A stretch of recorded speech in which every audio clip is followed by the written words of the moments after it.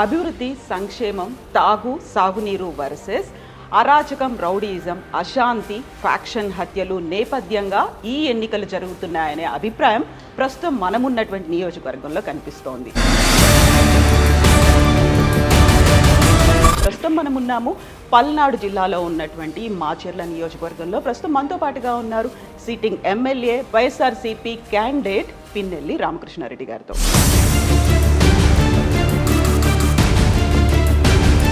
ఇప్పటికీ 4 సార్లు గెలిచారు. 5వసారి గెలుపుని అడ్డుకునే ప్రయత్నం చాలా తీవ్ర స్థాయిలో జరుగుతోంది అని వినిపిస్తోంది. నిజమేనా? వాళ్ళు ప్రయత్నం చేస్తారు. 5వసారి కాదు, మొదటిసారి నుంచి కూడా ఒక ప్రయత్నం అంటూ తెలుగుదేశం వాళ్ళు చేస్తూ ఉన్నారు.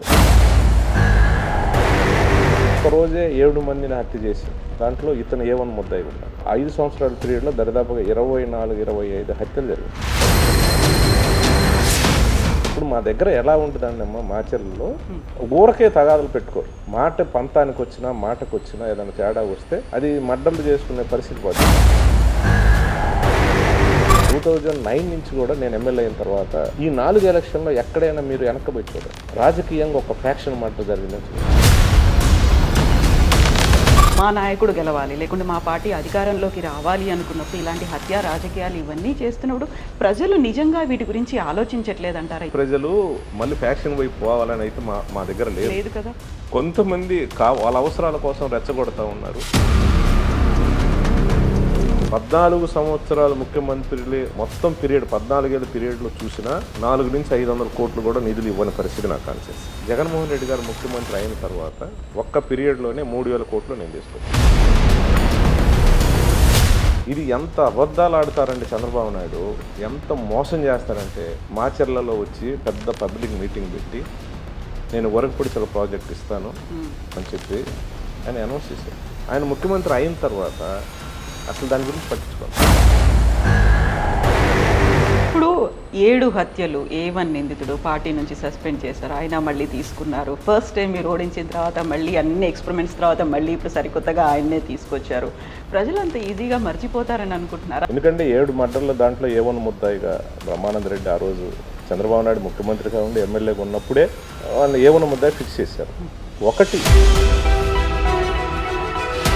ఈ రాష్ట్ర తెలుగుదేశం నాయకులందరూ నా మీద దృష్టి పెట్టినా నన్ను ఏమీ చేయలేరు, నన్ను ఎక్కడ కదిలించలేరు. చంద్రబాబు నాయుడు ఆయన అధికారం ఉంది, ముఖ్యమంత్రి ఉన్నాడు, 14 సంవత్సరాలు ముఖ్యమంత్రి చేశారు. కేంద్ర ప్రభుత్వంతో ఒక భాగస్వామ్య పార్టీగా కలిసి పనిచేశారు. కేంద్ర ప్రభుత్వంలో మంత్రులు తీసుకున్నారు. అంత టీం ఉండి ఈ ప్రాజెక్ట్ ఎందుకు తీసుకురాలేకపోయాడు? నిర్లక్ష్యం. పవన్ కళ్యాణ్ నిర్వీర్యం చేసి జనసేన నిర్వీర్యం చేయాలా, కానీ ఎలక్షన్కి మాత్రం అతను వాడుకోవాలి. ఈ ఎలక్షన్లో అతని ద్వారా వచ్చే ఓట్లు పార్టీకి ఉపయోగపడాలా, ఆ తర్వాత అతను కనిపించకూడదు ఫ్రేమ్లో అనేది అక్కడ పనిచేస్తూ ఉన్నారు. కానీ 2 రోజుల క్రితం నా ఇంటి ముందు నుంచి ప్రచారం చేసుకుంటూ వెళ్ళిపోయారు. వెళ్ళొచ్చు, నేను తప్పేమనట్లేదు. ఎవరైనా ఎక్కడ ప్రచారం పోతూ నా ఇంటి ముందు ఒక 10 నిమిషాలు ఆగి మీకు ధైర్యం ఉంటే మీకు ఆ సేవ ఉంటే మీ పక్కన ఉండాలి. ఇది ఎలక్షన్ జిమ్మిక్ కాదు అని. మే 13 ఎలక్షన్ అయిపోయిన 6 గంటల తర్వాత 6 గంటలు 1 నిమిషానికైనా ఇటు రమ్మనండి అసలు ఏమనండి, ఒక ఏళ్ళు ఏమని చెప్తాను. ఒక్కడు కూడా బయటకు పోలేదు. నమస్తే, నేను Kavitha. Welcome to iDream news. అభివృద్ధి సంక్షేమం తాగు సాగునీరు వర్సెస్ అరాచకం రౌడీయిజం అశాంతి ఫ్యాక్షన్ హత్యలు నేపథ్యంగా ఈ ఎన్నికలు జరుగుతున్నాయనే అభిప్రాయం ప్రస్తుతం మనమున్నటువంటి నియోజకవర్గంలో కనిపిస్తోంది. హై ఇంటెన్సిటీ సెన్సిటివ్ జోన్గా కేంద్ర ఎన్నికల సంఘం అయితే ఈ నియోజకవర్గాన్ని అనౌన్స్ చేసింది. ప్రస్తుతం మనమున్నాము పల్నాడు జిల్లాలో ఉన్నటువంటి మాచర్ల నియోజకవర్గంలో. ప్రస్తుతం మనతో పాటుగా ఉన్నారు సిట్టింగ్ ఎమ్మెల్యే ప్రస్తుతం వైఎస్ఆర్సీపీ క్యాండిడేట్ పిన్నెల్లి రామకృష్ణారెడ్డి గారితో. రామకృష్ణారెడ్డి గారు నమస్కారం అండి. ఇప్పటికీ 4 సార్లు గెలిచారు. 5వసారి గెలుపుని అడ్డుకునే ప్రయత్నం చాలా తీవ్ర స్థాయిలో జరుగుతోంది అని వినిపిస్తోంది. నిజమేనా? వాళ్ళు ప్రయత్నం చేస్తారు. 5వసారి కాదు, మొదటిసారి నుంచి కూడా ఒక ప్రయత్నం అంటూ తెలుగుదేశం వాళ్ళు చేస్తూ ఉన్నారు. 2009లో ప్రయత్నం చేశారు. ఇదే బ్రహ్మారెడ్డిని నా మీద నుంచోబెట్టి దాదాపు ఆ రోజు 10,000 మెజారిటీతో నేను గెలిచాను. తర్వాత 2012లో కూడా బై ఎలక్షన్ కంటెస్ట్ చేశాను. ఆ రోజు జగన్మోహన్ రెడ్డి గారు రిజైన్ చేసి పార్టీ పెట్టిన తర్వాత నేను బై ఎలక్షన్లో మళ్ళీ కంటెస్ట్ చేశాను. అప్పుడు కూడా నా మీద ఇంకొక రకంగా ప్రయత్నం చేశాను, కొత్త క్యాండిడేట్ మీద. అప్పుడు ఓడిపోయారు. 2014 2014లో మళ్ళీ మా బంధువులైన మా వరుసకు బాబాయ్ అవుతాడు, మా విలేజ్ నుంచే ఆయన తీసుకొచ్చి ఆయన చేత పోటీ చేయించారు. అంటే ఇదొక ప్రయోగం మళ్ళీ, అంటే మా వర్గం నుంచి మా బంధువుల నుంచే కూడా పెట్టాలి. అప్పుడు కూడా 14లో కూడా నేను గెలవటం జరిగింది. 19లో మళ్ళీ ఇంకొక అతను అతను కూడా అప్పటిదాకా మాతో ఉన్నారు. వాళ్ళ మామ మాతో మేము ఎమ్మెల్యేగా ఉన్నప్పుడు మార్కెటింగ్ యాడ్ చేశారు. వాళ్ళ అల్లుడిని తీసుకొచ్చేసి అంజిరెడ్డి అయిన అతని వ్యక్తిని తీసుకొచ్చి ఆ పోటీ చేయించారు. అంటే తెలుగుదేశం వాళ్ళు ప్రతిసారి అనేక రకాల ప్రయత్నాలు చేస్తూ ఉంటారు, సరికొత్తగా అభ్యర్థిని మార్చి. మళ్ళీ ఏంటంటే 2009లో ఎవరైతే ఈ బ్రహ్మానంద రెడ్డి ఉన్నాడో 2024కి మళ్ళీ అతను తీసుకొచ్చారు. మధ్యలో ఎందుకు గ్యాప్ వచ్చిందంటే అతని నేపథ్యం ఫ్యాక్షన్. ఎక్కడ ఫ్యాక్షన్ గొడవలు చేయాలి, ఎక్కడో చోట ఫ్యాక్షన్ గొడవ సృష్టిస్తే ఒక వర్గం నా వెనకనే నడుస్తూ ఉంటుంది అనేది ఆ లైన్లో వెళ్తూ ఉంటాడు. అప్పుడు 1999లో వాళ్ళ అమ్మగారు ఎమ్మెల్యేగా దుర్గమ్మ గారు ఉన్నప్పుడు అనేక ఫ్యాక్షన్ గొడవలు జరిగినాయి. ఒక్కరోజే 7 మందిని హత్య చేసింది. దాంట్లో ఇతను A1 ముద్దాయి ఉన్నాడు. మిగతా గ్రామాల్లో కూడా 5 సంవత్సరాల పీరియడ్లో దరిదాపుగా 24-25 హత్యలు జరిగింది. ఆ తర్వాత ఈ 7 మర్డర్స్ ఏదైతే జరిగి A1 ముద్దాయి ఉన్నప్పుడు పార్టీకి చెడ్డ పేరు వస్తూ ఉంది, ఇతని వల్ల ఇదవుతూ ఉంది, అప్పుడు ఉమ్మడి గుంటూరు జిల్లాలో చాలా బ్యాడ్ అయిపోతున్నామనే ఆలోచనతో చంద్రబాబు నాయుడు అతని పార్టీని సస్పెండ్ చేశారు. వాళ్ళ అమ్మ ఎమ్మెల్యేగా ఉన్నారు, చంద్రబాబు నాయుడు ముఖ్యమంత్రిగా ఉన్నాడు. ఆ టైంలో మర్డర్లు జరిగితే అల్టిమేట్ చేశారు, A1 ముద్దాయి ఉండి ఎక్కడైనా సరే మీ అబ్బాయిని తీసుకొచ్చి సరెండర్ చేయకపోతే చాలా తీవ్ర పరిణామాలు ఉంటాయనేది పార్టీ నుంచి బాగా, అంటే ప్రజల్లో వ్యతిరేకత వచ్చి బాగా డ్యామేజ్ అవుతా ఉన్నామనే దాని మీద ఇమీడియట్గా సరెండర్ చేయించిన పరిస్థితి. సస్పెండ్ చేశారు, పార్టీని సస్పెండ్ చేసి సరెండర్ చేశారు. ఆ తర్వాత అతను విధి లేక ప్రజల నుంచి వ్యతిరేకత ఉంది కాబట్టి ఈ ఊరు నుంచి వదిలేసి వెళ్ళిపోయాడు. 19లో నా మీద, అంటే 2019లో నా మీద పోటీ చేసి 9లో నా మీద పోటీ చేసి ఓడిపోయిన తర్వాత వెళ్ళిపోయాడు. ఇంకా ప్రజలు ఎక్కడ మర్చిపోలేదనే దాని మీద మళ్ళీ మధ్యలో అనేక రకాల మధుబాబు ఒకసారి చేశాడు, ఆ తర్వాత చల్మారెడ్డి గారు చేశారు, అంజిరెడ్డి గారు చేశారు. ఆ తర్వాత రిపీట్ చేసి మళ్ళీ ఇతన్ని తీసుకొచ్చి పెట్టారు. అంటే ప్రజలు మర్చిపోయి ఉంటారు ఇతని ఫ్యాక్షన్ నేపథ్యాన్ని, ఇతని యొక్క స్వభావాన్ని ప్రజలు మర్చిపోయి ఉంటారు. ఈ 15 సంవత్సరాలు అంటే జనరేషన్ మారిపోయి ఉంటుంది. అప్పుడున్న జనరేషన్ అందరు పెద్దవాళ్ళు అయి ఉంటారు, ఇప్పుడు అంతా కుర్రోళ్ళు వచ్చారు, మారిపోయి ఉంటారనే ఆలోచనతో మళ్ళీ అతను తీసుకొచ్చి పెట్టి, అదే ఎవరైతే పార్టీని సస్పెండ్ చేసిన చంద్రబాబు నాయుడు, మళ్ళీ అదే చంద్రబాబు నాయుడు ఈరోజు అతనికి డబ్బు ఇచ్చి ఆర్థికంగా కూడా నేను సహాయం చేస్తానని చెప్పేసి అతను తీసుకొచ్చి పెట్టాను. ఎందుకు హక్కును చేర్చుకోవాల్సిన అవసరం ఏర్పడింది? ఆ బ్లాక్ మార్క్ అనేది పోయిందనుకున్నారా? అంటే ఇక్కడ ప్రజలు తెలుగుదేశాన్ని నమ్మట్లేదు. 4 సార్లు నా మీద ప్రయోగం చేసినా కూడా ప్రజలు ఎక్కడ కూడా వాళ్ళు వ్యూహాలు ఏవైతే ఉన్నాయో మార్చి పెట్టినా కూడా ఆమోదించే పరిస్థితి లేదు. అందుకని మళ్ళీ ఇతన్ని తీసుకొచ్చి, మర్చిపోయి ఉంటారు కదా అని ఇతన్ని తీసుకొచ్చి అదిరిచ్చో బెదిరిచ్చో ఇక్కడ ఏదైనా గొడవలు ఏదైనా తద్వారా అతను బ్రహ్మానంద రెడ్డి ద్వారా గొడవలు చేయిస్తే ఈ గొడవలని రాష్ట్ర వ్యాప్తంగా కూడా పార్టీకి ప్రచారం చేసుకోవచ్చు. అక్కడ ఏదో జరుగుతూ ఉంది, ఇక్కడ ఏదో జరుగుతూ ఉంది. ఇప్పుడు మా దగ్గర ఎలా ఉంటుందండి అమ్మ, మాచర్లలో ఊరకే తగాదాలు పెట్టుకోరు. ఎక్కడా కూడా ఊరకే తగాదాలు పెట్టుకొని లేవగానే వాడి మీద వీడి మీద రౌడీజం అనేది ఏం చేయరు. మాట పంతానికి వచ్చినా మాటకు వచ్చినా ఏదైనా తేడా వస్తే అది చాలా దూరం పౌరుషాల గడ్డ అని పేరు పోతుంది. అది మడ్డలు చేసుకునే పరిస్థితి పోతుంది. వర్గాలుగా గ్రూపులుగా ఉంటారు, ఆ వర్గంలో ఏమన్నా ఏదో రకం ఎక్కడో చోట గొడవలు వస్తే అది లాభమా నష్టమా ఏం చేయాలని ఆలోచన చేయరు, పంతానికి పోతారు. అలాంటిది నేను ఎమ్మెల్యే అయిన తర్వాత, నేను మొదటిసారి 2009లో ఎమ్మెల్యే అయిన తర్వాత అప్పుడున్న రాజశేఖర రెడ్డి గారు, మా కుటుంబం చాలా దగ్గరగా ఉంటాడు, నువ్వు చాలా యంగెస్ట్గా నువ్వు ఎమ్మెల్యే అయినావు మొదటిసారి, నీకు పల్నాడు అంటేనే ఒక రాయలసీమలాగా ఒక చరిత్ర ఉంటుంది. మీ వర్గం ఏదైతే మీతో కలిసి పార్టీ లైన్లో నడిచేవాళ్ళు గత 30 సంవత్సరాల నుంచి మీ కుటుంబంతో ఉన్నారు కాబట్టి ఎక్కడా కూడా ఫ్యాక్షన్ని మనం ఎంటర్టైన్మెంట్ చేయకూడదు, డెవలప్మెంట్ ద్వారానే మనం తీసుకొని పోదాం. నువ్వు ఎక్కడ ఆ చిన్న గొడవలు ఏదైనా జరిగి ఉంటే ఇమీడియట్గా కన్సల్ట్ పోలీసు వాళ్ళతో వాళ్ళని పిలిపించి 2 వర్గాలను పెట్టి వీలైనంత వరకు గొడవలు లేకుండా దాన్ని సామరస్యంగా చేయడానికి ప్రయత్నం చెయ్యి. ఇది ఫస్ట్ రాజకీయంలో గుర్తుపెట్టుకొని ఒక మాట చెప్పండి. 2009 నుంచి కూడా నేను ఎమ్మెల్యే అయిన తర్వాత రాజశేఖర్ గారు చెప్పింది ఎప్పుడు కూడా నా మైండ్లో తిరుగుతూ ఉంటుంది. అప్పటి నుంచి కూడా 2009 ఎలక్షన్ చేసాం, 2012 చేసాం, 14 చేసాం, 19 చేసాం. ఈ 4 ఎలక్షన్లో ఎక్కడైనా మీరు వెనక్కిపోయి చూడండి, ఎక్కడా కూడా 4 ఎలక్షన్లో ఎక్కడ రాజకీయంగా ఒక ఫ్యాక్షన్ మర్డర్ జరిగిందని చూపించాం. గ్రూపులుగా రాజకీయంగా 2 వర్గాలు కలిపి గొడవ పెట్టుకొని ఒక్క ఫ్యాక్షన్ మర్డర్ చూపించమని ఎక్కడా లేదు. ఆ వైపు కూడా మేము ప్రయత్నం చేయలేదు. మేము ఏదైనా ఉన్నా కూడా దృష్టికి వస్తే దాన్ని ఎక్కకుండా సెటరైట్ చేసేసి రాజీ చేసేసి ఎందుకు వద్దురాబాబు గొడవలు అని చెప్పేసి చేసే కార్యక్రమం చేసుకుంటూ వచ్చాం. ఇప్పటికీ ఆ చెడ్డ పేరు అనేది అలాగే ఉండిపోయింది కదా, ఫ్యాక్షన్కి ఇది ఒక అడ్డా అనేది ఉంది. మళ్ళీ ఏదైతే ఇతన్ని 2021 చివరిలో ఇప్పుడు డిసెంబర్లోనో మళ్ళీ అతన్ని తీసుకొచ్చారు. అతను పంపించిన తర్వాత అతని అవసరాల కోసం ఇప్పుడు 15 సంవత్సరాలు ఎక్కడో దూరంగా ఉన్నాడు అతను.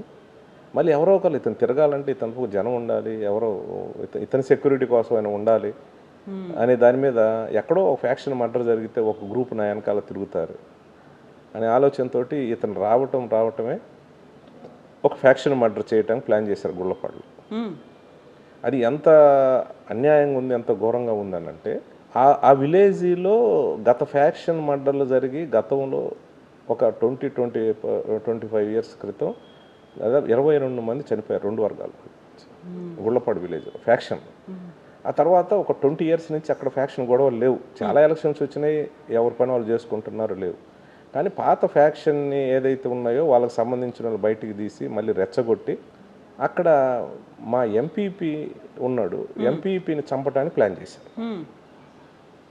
ఇది వాస్తవం. ఎందుకంటే అక్కడ మా వాళ్ళు గొడవ చేయడానికి ఏం లేదు. అప్పుడు ఆల్రెడీ పంచాయతీ ఎలక్షన్స్ అన్నీ అయిపోయినాయి, ఏ ఎలక్షన్స్ లేవు. ఊరక ఎందుకు తగాదు పెట్టుకోవాలి, ఊరకని గొడవలు ఎందుకు చేయాలి, మనకెందుకు, ఇప్పుడు ఇన్ని సంవత్సరాలు లేవని ఆలోచనతో మా వాళ్ళు ఉన్నారు. మా ఎంపీపీని చంపడానికి ప్లాన్ చేశారు, అది మిస్ అయింది. అది అందరు బంధువులు అక్కడ పెరికాసి ఉంటారు, 2 వర్గాలు పెరికాసే. బీసీ వర్గానికి సంబంధించిన మా వైపు ఉన్న అటు టీడీపీ వైపు ఉన్న 2 వర్గాలు పెరికాసే. ఇద్దరు బంధువులే, చాలామంది రక్త సంబంధికులు కూడా ఉన్నారు. కానీ ఫ్యాక్షన్ నడిచింది అక్కడ. 2 వర్గాల్ని మెయింటైన్ చేయాలి అక్కడ. 2 వర్గాలు ఉంటారు, ఎవరి వర్గం వాళ్ళు ఉంటారు. వాళ్ళని మళ్ళీ బయటికి తీసేసి మిమ్మల్ని మండల స్థాయి నాయకుడు నేను చేస్తాను, అది చంపండి అని ఇతను ప్రేరేపించాడు. ఇతను ప్లాన్ చేశారు చంపడానికి. అది మిస్ఫైర్ అయింది. అందరు బంధువులు కాబట్టి అది లీక్ అయింది, బయటకు వచ్చేసి నేను ఇటు ప్లాన్ చేసినారని చెప్తే ఆయన క్రాస్ చెక్ చేసుకున్నాడు, నిజమే అనిపించినది వీళ్ళు అడ్వాన్స్ అయ్యారు. ఎట్లా నన్ను చంపుతారనే ప్రాణభయంతో వీళ్ళు అఫెన్స్ చేసి వీళ్ళు చంపారు. దానికి ఒక కథలు లేరు, జై జగన్ అన్నారు, అనకపోతే చంపినారు అనేది ఒక గ్లోబల్ ప్రచారం చేశారు. ఇది పచ్చి అబద్ధం. చనిపోయిన వ్యక్తికి కూడా గతంలో కూడా ఒక మర్డర్ కేసులో, ఒక దొమ్మి కేసులో ముద్దాయి.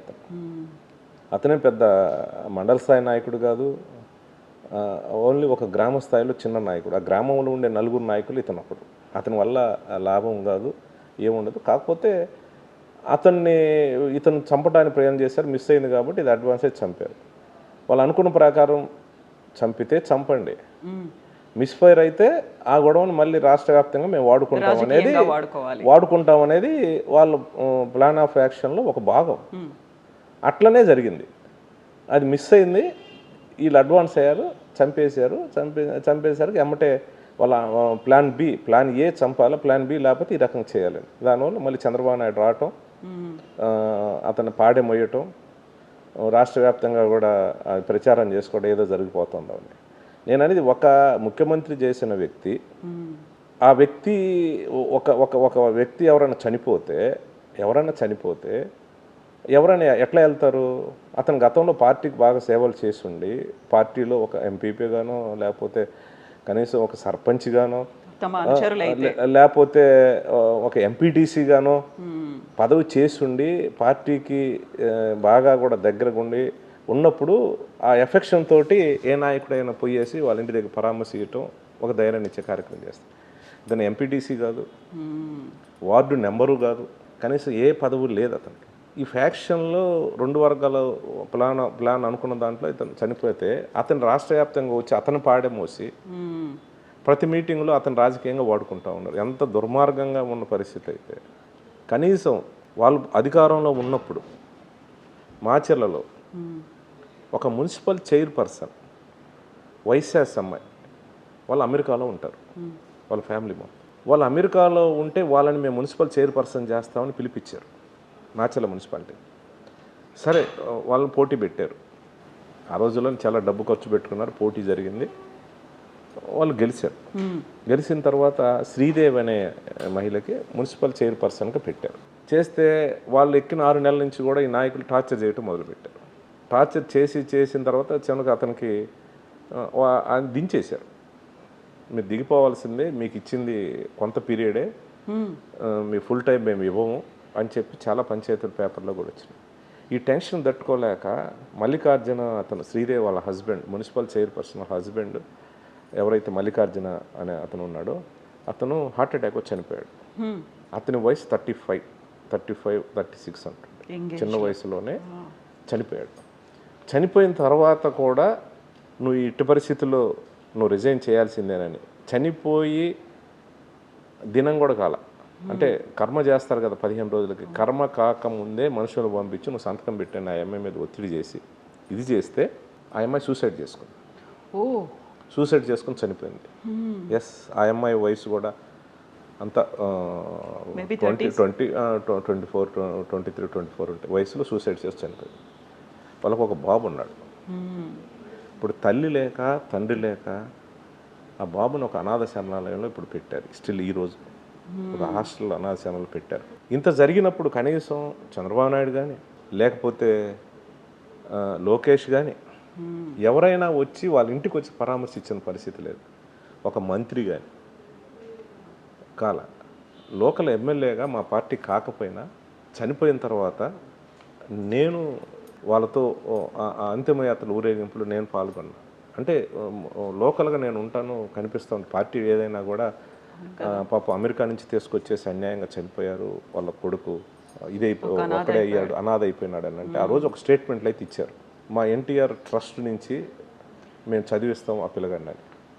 ఈరోజు నేను అనేది ఈ రోజుకి మీ ఎన్టీఆర్ ట్రస్ట్ ద్వారా చదువుతున్నాడా పాపం?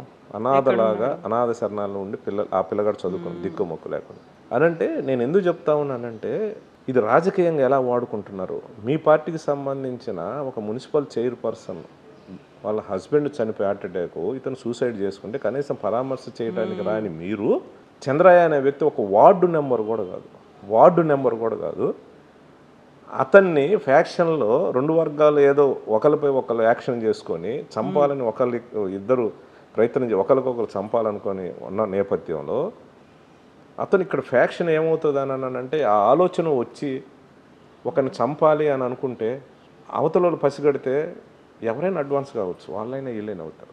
అవును కదా, కావచ్చు.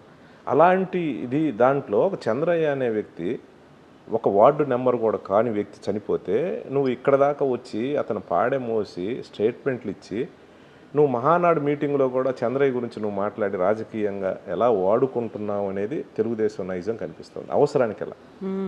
అయితే ఇక్కడ అతి కీలకమైనటువంటి అంశము, ఇప్పుడు మనం మా నాయకుడు గెలవాలి లేకుంటే మా పార్టీ అధికారంలోకి రావాలి అనుకున్నప్పుడు ఇలాంటి హత్య రాజకీయాలు ఇవన్నీ చేస్తున్నప్పుడు ప్రజలు నిజంగా వీటి గురించి ఆలోచించట్లేదంటారా? ఇప్పటికే ఫ్యాక్షన్ హత్యలు లేకుంటే ఇక్కడ ఒక హైలీ సెన్సిటివ్ ఏరియా అనుకున్నప్పుడు ఆ మూడ్లో ఇంకా ఉన్నారా ప్రజలు? అందులోంచి బయటికి రావాలనుకోవట్లేదు. ఇలాంటి వాటిని ఎంకరేజ్ చాలా మంది ప్రజలు మళ్ళీ ఫ్యాక్షన్ వైపు పోవాలని అయితే మా దగ్గర లేదు కదా.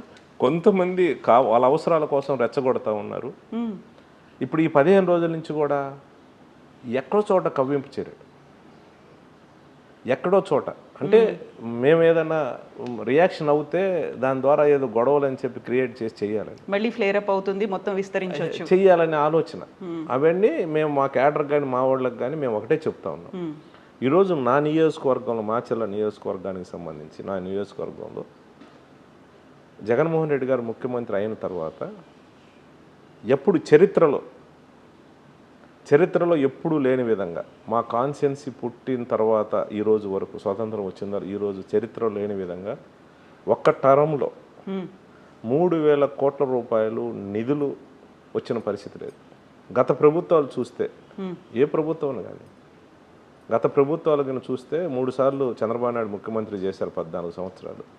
14 సంవత్సరాలు ముఖ్యమంత్రులే మొత్తం పీరియడ్ 14 ఏళ్ళ పీరియడ్లో చూసినా 400 నుంచి 500 కోట్లు కూడా నిధులు ఇవ్వని పరిస్థితి నా కాన్స్టిట్యున్సీకి. ఒక్క పీరియడ్లోనే 3000 కోట్లు నేను తీసుకొచ్చాను. సంక్షేమ కార్యక్రమాల రూపంలో 1700 కోట్లు ఈరోజు మేము ఇచ్చాం. 1700 కోట్లు చిల్లర. డెవలప్మెంట్ కార్యక్రమంలో 1300 కోట్లు ఈరోజు తీసుకురావడం జరిగింది. 2 నేషనల్ హైవే రోడ్స్ వచ్చినాయి మా దగ్గర. నాగార్జున సాగర్ నుంచి దావుపల్లి ఒక రోడ్డు ఆల్రెడీ అయిపోయింది, కూడా ఫినిష్ అయిపోయింది. ఒక 5-10% ఏదో వర్క్ అయింది, చిన్న చిన్న బ్రిడ్జిలు. ఇంకోటి మాచర్ల నుంచి దాచేపల్లి ఇంకో హైవే రోడ్స్, దాదాపు 600 కోట్లతో హైవే రోడ్స్ తీసుకొచ్చారు. ఈరోజు జగన్మోహన్ రెడ్డి గారు ప్రత్యేకంగా పల్నాడుని డెవలప్ చేయాలి, ఫ్యాక్షన్ దరిదాపులో ఉండకుండా చేయడానికి ఈ ప్రయత్నం చేశారు. ఒక కేంద్రీయ విద్యాలయం వచ్చింది. ప్రతి గ్రామంలో ఈరోజు మేము గ్రామ సచివాలయాన్ని ఏర్పాటు చేస్తాం, రైతు భరోసా కేంద్రాన్ని ఏర్పాటు చేస్తాం, హెల్త్ క్లినిక్లు ఏర్పాటు చేస్తాం. ప్రతి గ్రామంలో సొసైటీ సంబంధించిన రైతులకు అవసరమైన సొసైటీ గోడౌన్స్ ఏర్పాటు చేస్తాం. ఈరోజు ముఖ్యంగా మా ప్రాంతం వెనకబడ్డ ఏరియా ప్రాంతంలో హెల్త్కి, ఆరోగ్యానికి చాలా అవసరాలు ఉంటాయని ఈరోజు జగనన్న వచ్చిన తర్వాతే నా కాన్స్టిట్యున్సీకి సంబంధించి గతంలో 30 బెడ్డెడ్ ఉన్న హాస్పిటల్ని ఇమీడియట్గా అది 50 బెడ్డెడ్ అప్గ్రేడ్ చేసాం. మాచర్లలో చేసి ఒక 3.5 కోట్లు డబ్బు తీసుకొచ్చేసి కొత్త బిల్డింగ్స్ కట్టాం. దాన్ని 100 బెడ్డెడ్ హాస్పిటల్ కావాలని చెప్తే 100 బెడ్డెడ్ కూడా ఆయన ఓకే చేశారు సీఎం గారు. ఇట్లనే నాగార్జున సాగర్లో ఇంకొక 2.5 కోట్లు పెట్టి ఒక హాస్పిటల్ బిల్డింగ్ కట్టాం మాచర్ల మండలంలో. ఇక్కడ వెల్దుర్తి మండలం ఉప్పలపాడులో ఒక 2.5 కోట్లు పెట్టి అక్కడ ఒక హెల్త్ సెంటర్ బిల్డింగ్ కట్టాం. కారంపూడి మండలంలో గాదివారిపల్లిలో అక్కడ ఒక బిల్డింగ్ కట్టాం. అంటే ఇక్కడ ప్రతి చోట కూడా హెల్త్ కానీ లేకపోతే స్కూల్స్కి సంబంధించి నాడు నేడు ద్వారా ఈరోజు 70 కోట్ల పైచలకు నా కాన్స్టిట్యున్సీలో నాడు నేడు ద్వారా స్కూల్స్ బాగు చేసే కార్యక్రమం చేశాం. గ్రామంలో సీసీ రోడ్డు ఏర్పాటు చేశాం. ఇవి కాకుండా మాచర్ల టౌన్కి మంచినీళ్ళు ఇవ్వాలని బొగ్గవాగు నుంచి స్పెషల్గా ఒక 80 కోట్లతోటి టెండర్ పిలవటం జరిగింది. అది మెగా కంపెనీ వాళ్ళు టెండర్స్ చేశారు, శంకుస్థాపన కూడా చేశారు. అది వర్క్ కూడా చేయడానికి మంత్రిని చేసి శంకుస్థాపన చేసి దానంతా డిజైన్ చేశారు. ఇవన్నీ కూడా ఈ గడిచిన ఒక 2.5-3 సంవత్సరాలు చేసిన డెవలప్మెంట్స్. ఎందుకంటే కరోనా టైం తీసేస్తే ఇన్ని డెవలప్మెంట్స్ చేసాం. ఇవి కాకుండా మళ్ళీ వరకపుడిచల ప్రాజెక్ట్, ఇది ఎంత అబద్ధాలు ఆడతారంటే చంద్రబాబు నాయుడు, ఎంత మోసం చేస్తారంటే, గతంలో చంద్రబాబు నాయుడు 96 ఆ ప్రాంతంలో మాచర్లలో వచ్చి పెద్ద పబ్లిక్ మీటింగ్ పెట్టి నేను వరకపుడిచల ప్రాజెక్ట్ ఇస్తాను, వరకపుడిచల ప్రాజెక్టు ద్వారా రైతులకు ఉపయోగం అని చెప్పి ఆయన అనౌన్స్ చేశారు. అనౌన్స్ చేస్తే మా వాళ్ళందరూ నమ్మారు, ఎదురు చూశారు. ఆయన ముఖ్యమంత్రి అయిన తర్వాత అసలు దాని గురించి పట్టించుకోవాలి. ఆ ప్రాజెక్టు ఇప్పుడు డిజైన్ చేసింది 1,25,000 ఎకరాలకి 3,000 కోట్ల రూపాయల ప్రాజెక్ట్. అది ఒక 80 గ్రామాలకు తాగునీరు ఇస్తుంది. 3 కాన్స్టిట్యున్సీలకు సంబంధించి మాచర్ల, వినుకొండ, ఎర్రగొండపాలెం 1,25 ఎకరాలకి సాగునీరు ఇచ్చాం. అది ప్రాజెక్ట్, అది డిజైన్. దానికి సంబంధించి ఫస్ట్ టైగర్ రిజర్వ్ ఫారెస్ట్లో నుంచి వాటర్ మనం తీసుకోవాలి, అనుమతులు అవన్నీ తీసుకోవాలని అంటే స్టేట్ గవర్నమెంట్ చేతిలో లేదు, సెంట్రల్ గవర్నమెంట్ ఒప్పించాలి. దానికి సంబంధించిన 1-2 కమిటీలు ఉంటాయి. ఆ రివ్యూ చేసినప్పుడు దాన్ని ఎఫెక్ట్ పెట్టాలి. వాళ్ళకి ఏదన్నా కండిషన్స్ పెడితే దాన్ని ఫుల్ఫిల్ చేయటానికి మనం ఒప్పుకోవాలి. స్టేట్ గవర్నమెంట్ దానికి సంబంధించి మేము ఫుల్ఫిల్ చేస్తామని ఒక అంగీకార పత్రం, హామీ ఇవ్వాలి. ఇదంతా ప్రాసెస్ ఉన్న పరిస్థితి. అయితే నేను ఇదంతా చెయ్యలేక అసలు లోపలికి పోకుండా ఏం చేయాలో కాకుండా ఆయన చెప్పింది, నేను చంద్రబాబు నాయుడు ముఖ్యమంత్రిగా ఉన్నప్పుడు లాస్ట్ గవర్నమెంట్లో నేను అసెంబ్లీలో అడిగాను, సార్ మీరు అప్పుడు శంకుస్థాపన చేశారు, మీరు ఇస్తామన్నారు, మళ్ళీ లోకేష్ కూడా మధ్యలో ఇంకొకసారి శంకుస్థాపన చేశాడు, నేను ఈ ప్రాజెక్ట్ ఇస్తానని. మీరు ఇద్దరు చెప్పారు సార్ మాకు కొద్దిగా ప్రాజెక్ట్ ఇవ్వండి అనంటే, ఆ తర్వాత నాకు వచ్చిన ఆన్సర్ ఏందనంటే, ఇది సాధ్యం కాదు, ఈ ప్రాజెక్ట్ మేము కట్టలేము, ఇది wild life tiger reserve forest నుంచి వాటర్ తీసుకోవాలి, ఫారెస్ట్ అనుమతులు రావు ఇవ్వమని చెప్పారు కేంద్ర ప్రభుత్వం. ఇది సాధ్యం కాదనేసి రిటర్న్గా పేపర్ మీద నాకు ఇచ్చాడు. ఇంకా మేము ఆశలు వదులుకున్నాం. ఇది కాదు, చంద్రబాబు నాయుడు మనల్ని మోసం చేశాడు తప్పితే ఇది ఖచ్చితంగా ఆయనే ఒక ముఖ్యమంత్రి హోదాలో చెప్తా ఉన్నాడు. ఇది కేంద్ర ప్రభుత్వంతో కలిసి ఉన్నాడు, కలిసి అధికారంలో ఉన్నారు. భాగస్వామ్య పార్టీలకు ఉండి సాధ్యం కాదంటే మేమేమనుకుంటాం, కాదని నమ్మాం. సరే, తర్వాత ప్రతిపక్షంలో ఉన్నప్పుడే లాస్ట్ 2016 అప్పుడు జగన్మోహన్ రెడ్డి గారు కరువు యాత్ర ఒక ధర్నా కార్యక్రమానికి మార్చలు వచ్చారు. మార్చలు వచ్చినప్పుడు ఇదంతా చెప్పాను, అన్నా ఇట్లా జరిగింది, ఆ ప్రాజెక్ట్ వస్తే బ్రహ్మాండంగా బాగుంటుంది, మా ప్రాంతం నీళ్ళకి ఇబ్బంది లేకుండా ఉంటుంది అని చెప్పాను. చెప్తే ఖచ్చితంగా మనం చేస్తూ ఉన్నాం. నేను ఆశ్చర్యపోయాను. ఆ కాన్ఫిడెన్స్ ఎలా ఉంది అని అనంటే ముఖ్యమంత్రిగా ఉండు, కేంద్ర ప్రభుత్వంతో భాగస్వామ్యం ఉండు, వాళ్ళే కాదన్నారు, ఎట్లా అవుతుంది అని మనం చేస్తాం, ఖచ్చితంగా చేద్దాం అన్నారు. సరే ఓకే, ధర్నా కార్యక్రమం అయిపోయి రిటర్న్లో నేను పోతా ఉన్నప్పుడు నేను అడిగితే ఎస్ మనం చేస్తున్నాం, ఎందుకు కాదు చూద్దాం, చూద్దాం, అసలు అనుమతులు ఎందుకు రావు, నేను చేస్తాను, నువ్వు కూడా ఆ మాట ప్రజల్లో పోయి చెప్పని చెప్పాను. నేను కూడా చెప్పాను, మా నాయకుడు చెప్పాడు కాబట్టి మేము చెప్పాం. కాకపోతే ఇక్కడ వచ్చిన చిన్న చిక్కు ఏంటంటే మాకు టైం అనేది ఫస్ట్ 2 సంవత్సరాలు కరోనా వల్ల ఇబ్బంది కాబట్టి కొంచెం డిలే అయింది. ఆ తర్వాత ప్రాసెస్ పెట్టాం. ఆయన ప్రైమ్ మినిస్టర్ గారిని ఢిల్లీ వెళ్ళి ఏదో కలిసే పరిస్థితులు ప్రతిసారి కూడా ప్రొసీజర్స్ అనేవి ఉంటాయి. నేను ప్రతిసారి కూడా నేను పోయి అన్నది ఆ ప్రాజెక్టు గురించి అనేసారు. ఆయన 2-3 సార్లు పోయినప్పుడు ఫాలోఅప్ చేశారు, ప్రైమ్ మినిస్టర్ గారితో ఒప్పించారు. ఈరోజు పూర్తిగా ఫారెస్ట్ అనుమతులు వచ్చినాయి. వాళ్ళు ఒకటే కండిషన్ పెట్టారు, ఏదైతే ఫారెస్ట్ ల్యాండ్ ఏదైతే ఉందో అంటే 19.5 హెక్టార్ల ల్యాండ్ మనం తీసుకోవాలి, దాని కాంపన్సేషన్గా మాకు ఫారెస్ట్ సంబంధించి పక్కనే ఉన్న ల్యాండ్ మాకు ఇవ్వండి స్టేట్ గవర్నమెంట్ అని ఒక కండిషన్ పెట్టారు. రెండవది, మీరు పైప్ లైన్ వేసుకునే దగ్గర ఫారెస్ట్ సంబంధించి ఏదైనా డ్యామేజ్ అయితే దాని కాంపన్సేషన్ డబ్బులు కట్టమని చెప్పారు, ఒక 14 కోట్లు రెండో కండిషను. మూడో కండిషను, మీరు అక్కడున్న వన్యప్రాణులకు ఇబ్బంది అవుతుంది, సాయంత్రం 7 తర్వాత మార్నింగ్ 5 దాకా మీరు అక్కడ ఏదైనా వర్క్ చేసినప్పుడు ఆ టైంలో వర్క్ చేయొద్దు, మీరు పగలు చేస్తారు అని 3 కండిషన్స్ పెట్టారు. దానికి గవర్నమెంట్ కూడా ఓకే అయింది, వచ్చేసి మొత్తం కూడా పర్మిషన్స్ ఇచ్చారు. తర్వాత జగన్మోహన్ రెడ్డి గారు పబ్లిక్ మీటింగ్లో ఫారెస్ట్ అనుమతులు అన్నీ వచ్చిన తర్వాత అనౌన్స్ చేశారు. ఆ తర్వాత అది మెగా కంపెనీ వాళ్ళకి కాంట్రాక్ట్ ఇవ్వడం జరిగింది, వర్క్ కూడా మొదలవుంది, వర్క్ జరుగుతూ ఉంది. అంటే నేను అనేది ఒక పని చేయాలనంటే, ఒక ప్రాంతాన్ని డెవలప్ చేయాలంటే, ఒక ప్రాంతం ఒక ఫ్యాక్షనిజంలో ఉన్న ప్రాంతాన్ని దానికి దూరం చేయాలనంటే, అక్కడున్న ప్రాంతంలో రైతులని ఒక అభివృద్ధి వైపు తీసుకుపోవాలనంటే ఒక ముందస్తు ప్రణాళిక, ఒక ధైర్యం ఉండాలి, ఒక నిజాయితీ ఉండాలి. ఎస్, అది మా జగన్మోహన్ రెడ్డి గారు చేస్తూ ఉన్నారు. కానీ ఇతన్ని పంపించి ఇతను వచ్చిన తర్వాతే 2 ఫ్యాక్షన్ మర్డర్లు జరిగినాయి. 2 ఫ్యాక్షన్ మర్డర్లు జరిగి తద్వారా రాష్ట్ర వ్యాప్తంగా కూడా ప్రచారం చేసుకొని ఇక్కడ రామకృష్ణారెడ్డి ఏదో ఫ్యాక్షన్ గొడవలు రుబాబు చేస్తున్నాడు, అది చేస్తున్నాడు, ఇది చేస్తున్నాడు, నా మీద దుష్ప్రచారం చేస్తూ ఉన్నారే తప్పితే, నేను అడుగుతూ ఉన్నాను, ఇదే పార్టీకి సంబంధించిన 2009 కానీ 2012 కానీ 2014 కానీ 2019లో కూడా 4 ఎలక్షన్లు, ఏ ఎలక్షన్ అప్పుడు ఎక్కడ గొడవలు, ఎలక్షన్ నాకు చిన్న చెదురుమదురు సంఘటనలు తప్పితే ఎక్కడ గొడవలు జరగలే. కానీ అప్పుడు గొడవలు జరగలేదు, ఇప్పుడు ఎందుకు జరుగుతాయి? అప్పుడు నేను అభ్యర్థిగా ఉన్నా, తెలుగుదేశం అభ్యర్థిగా ఉన్నా, ఎవరు ఎలక్షన్ వాళ్ళు ఉన్నారు, ఒక ప్రజల ఆమోదంతో ఒక్కొక్కసారి ఒక్కొక్క రకంగా మెజారిటీ రావటం జరిగింది. నాకు 19లో 10,000 వస్తే, 9లో 10,000 వస్తే,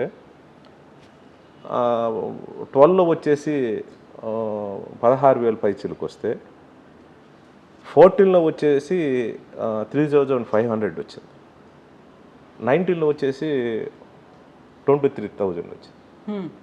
అంటే నేనంటే ఏరియేషను అని అంటే ప్రజలకి మనము దగ్గరగా ఉండి చేస్తున్నాం కాబట్టి మెజారిటీలు అనేది కొంచెం హెచ్చుతగ్గులుగా వస్తూ నేను విజయం సాధిస్తూ వచ్చాను. కానీ ఇక్కడ ఏదో రౌడీజం చేసి రుబాబులు చేసినప్పుడు వన్ సైడ్గా ఉంటుంది కదా, ఒకేసారి మా మెజారిటీలు పెరిగిపోతాయి కదా. మేము దౌర్జన్యం చేస్తే ప్రజలు ఓట్లు వేయకుండా మేము వేసుకున్నట్టు అవుతుంది కదా.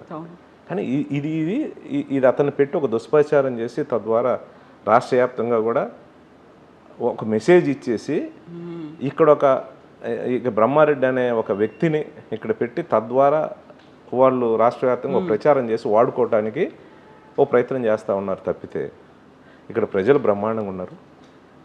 ఎందుకంటే అన్ని సంక్షేమ కార్యక్రమాలు వస్తున్నాయి. మా ప్రభుత్వం వచ్చిన తర్వాత జగన్మోహన్ రెడ్డి గారు అనుమతితోటి 22,000 మందికి ఇళ్ళ పట్టాలు ఇచ్చారు నా కాన్స్టిట్యున్సీ. వాటర్ లేదని అంటే దరిదాపుగా 215 water bore drinking water bore wells ఇప్పటికి 215 గ్రామాల్లో బోర్లు మేము వేసి. ఇప్పుడు నా దగ్గర ఉంది. ఇప్పుడు మాచర్లలో 5 మండలాలు ఉంటే దాంట్లో సాగునీరు తాగునీరు కోసం చేసింది కూడా మీరు వేయించిన బోర్లతో పాటుగా లెక్కలు ఆల్మోస్ట్ 215 బోర్లు 215 బోర్లు డ్రింకింగ్ వాటర్ వేసేస్తే ఇరిగేషన్ కోసం సో 778 బోర్లు నేను వేసాను. నేను అనుకున్న దానికంటే కూడా ఉన్నారు ఇప్పుడు. ఇంకొక 1200 బోర్లు నాకు ఫస్ట్ కాన్స్టిట్యూన్స్ అన్ని కాన్స్టిట్యూన్స్ 500 ఇస్తే నాకు కావాలి కాదన్నా మా ప్రాంత పరిస్థితిని అంటే అని తెలుసు కాబట్టి నాకు 1000 బోర్లు ఇచ్చాను. 1000 బోర్లు ఇస్తే నేను 778 బోర్లు ఆల్రెడీ డ్రిల్ చేశాను, రైతులకు వేసాను, ₹1 ఖర్చు లేకుండా. ఆ తర్వాత నవంబర్ 15వ తారీఖు మాకు ఇక్కడికి మాచర్లకు జగనన్న వచ్చినప్పుడు ఆయన అడిగా అన్న ఇంకొక 1000 బోర్లు నాకు కావాలి ఇక్కడ రైతులకు ఇబ్బంది అంటే ఇంకొక 1000 ఇచ్చాడు. స్టిల్ నా చేతులు ఇప్పుడు దాదాపు 1200 బోర్లు ఉన్నాయి రైతులకు వేయటానికి. నేను అడుగుతూ ఉన్నాను, ఇప్పుడు ఏదో మీడియాలో ఏదో జరుగుతున్న ప్రచారం చేసుకుంటా ఉన్నారు వీళ్ళు. నేను అడుగుతూ ఉన్నాను, మీ 14 సంవత్సరాలు చంద్రబాబు నాయుడు ముఖ్యమంత్రిగా ఉన్న టైంలో తెలుగుదేశం పార్టీ నాయకులు ఉన్నారు. ఇదే బ్రహ్మారెడ్డి 1999 నుంచి 2003 వరకు ఎమ్మెల్యేగా ఉంది. దుర్గమ్మ గారు వాళ్ళ అమ్మ. ఒక్క బోర్ అన్న రైతుల కోసం, ఒక్క బోర్ సింగిల్ బోర్ ఆ టైం కాకపోయినా వాళ్ళ ఎంటైర్ 14 సంవత్సరాలు ముఖ్యమంత్రిగా ఉన్న చంద్రబాబు నాయుడు టైంలో పల్నాడులో రైతులకి ఒక్క బోర్ అయినా సరే వేసారని నేను అడుగుతాను. ఒక్క బోర్ వేస్తే చూపించమనండి, ఒక్కటి సింగిల్. ఇప్పుడు మేము జగనన్న డైరెక్షన్లో ఇప్పుడు ఎక్కడ ఫ్యాక్షన్ దూరంగా రైతులకి మనం దగ్గరగా పోవాలనే ఆలోచనతో ప్రయత్నం చేస్తూ ఉన్నాం. ఎందుకంటే మా ప్రాంతంలో ఒక బోర్ వేసి ఒక మోటార్ బిగియాలంటే 5 లక్షలు అవుతుంది, 5 lakhs అవుతుంది. ఒకవేళ ఆ బోర్ పడకపోతే 1000 నుంచి 1200 అడుగులు వేసేయాలి లోతు. ఒక పడకపోతే ఆశ, అది నష్టం. ఆ నష్టం పూడ్చుకోవాలని అంటే అతను 2-3 ఎకరాల్లో ఆశతోటి వర్షాలు సరిగ్గా లేవు, మనం బోర్ వేసుకుంటే నీళ్ళు వస్తే కొంచెం పంట పండించుకొని ఆశ ఉంటుంది రైతులకి. అది కానీ లేకపోతే దీంట్లో 6 ఎకరం అమ్ముకొని అప్పు తీర్చుకోవాల్సిన పరిస్థితి. అలాంటి పరిస్థితిని గమనించి జగనన్నకి చెప్తే ఇమ్మీడియట్గా నాకు 2000 బోర్లు ఇచ్చాడు. 2000 బోర్లు అంటే మొత్తం నేను వేస్తే కుటుంబానికి ఒక బోర్ వేసిన 2000 కుటుంబాలు హ్యాపీగా ఉంటారు. వాళ్ళకు ₹1 ఖర్చు లేదు, ఒక్క సింగిల్ ఎన్పి కూడా ఖర్చు లేకుండా వేసే కార్యక్రమం చేస్తూ ఉన్నాం. రైతులకు బోర్లు కానీ, గ్రామాల్లో డ్రింకింగ్ అవసరానికి సంబంధించి గ్రామాల్లో తాగునీరు కోసం బోర్వెల్స్ కానీ, నీకు వరక పొడిశాలకు సంబంధించి దరిదాపు 3,000 కోట్లతో అనుమతులు తీసుకొచ్చి చేసే కార్యక్రమం కానీ, ఈరోజు మా ప్రాంతంలో ఎప్పుడూ లేని ఒక కేంద్రీయ విద్యాలయాన్ని ఒకటి కూడా శాంక్షన్ చేయడం జరిగింది. కేంద్రీయ విద్యాలయంలో ఖచ్చితంగా మా జగన్మోహన్ రెడ్డి గారు ముఖ్యమంత్రిగా ఉండి ప్రాంతం డెవలప్ చేయాలని ఫైల్ ప్రాసెస్ చేయటం, అప్పుడున్న ఎంపీ గారు దాన్ని ఫాలోఅప్ చేయటం, అప్పుడున్న కృష్ణదేవరాయలు గారు ఆయన ఫాలోఅప్ చేశారు. నేను ఫాలోఅప్ చేయలేదని నేనేం చెప్పను. అది కానీ మన కేంద్ర ప్రభుత్వం సంబంధించి ఏది మన లిఫ్ట్ ఇరిగేషను, వరక పొడిశాల లిఫ్ట్ ఇరిగేషన్ సంబంధించి కూడా ఫాలోఅప్ చేశారు. ఎందుకంటే జగన్మోహన్ రెడ్డి గారు చెప్తా ఉన్నారు.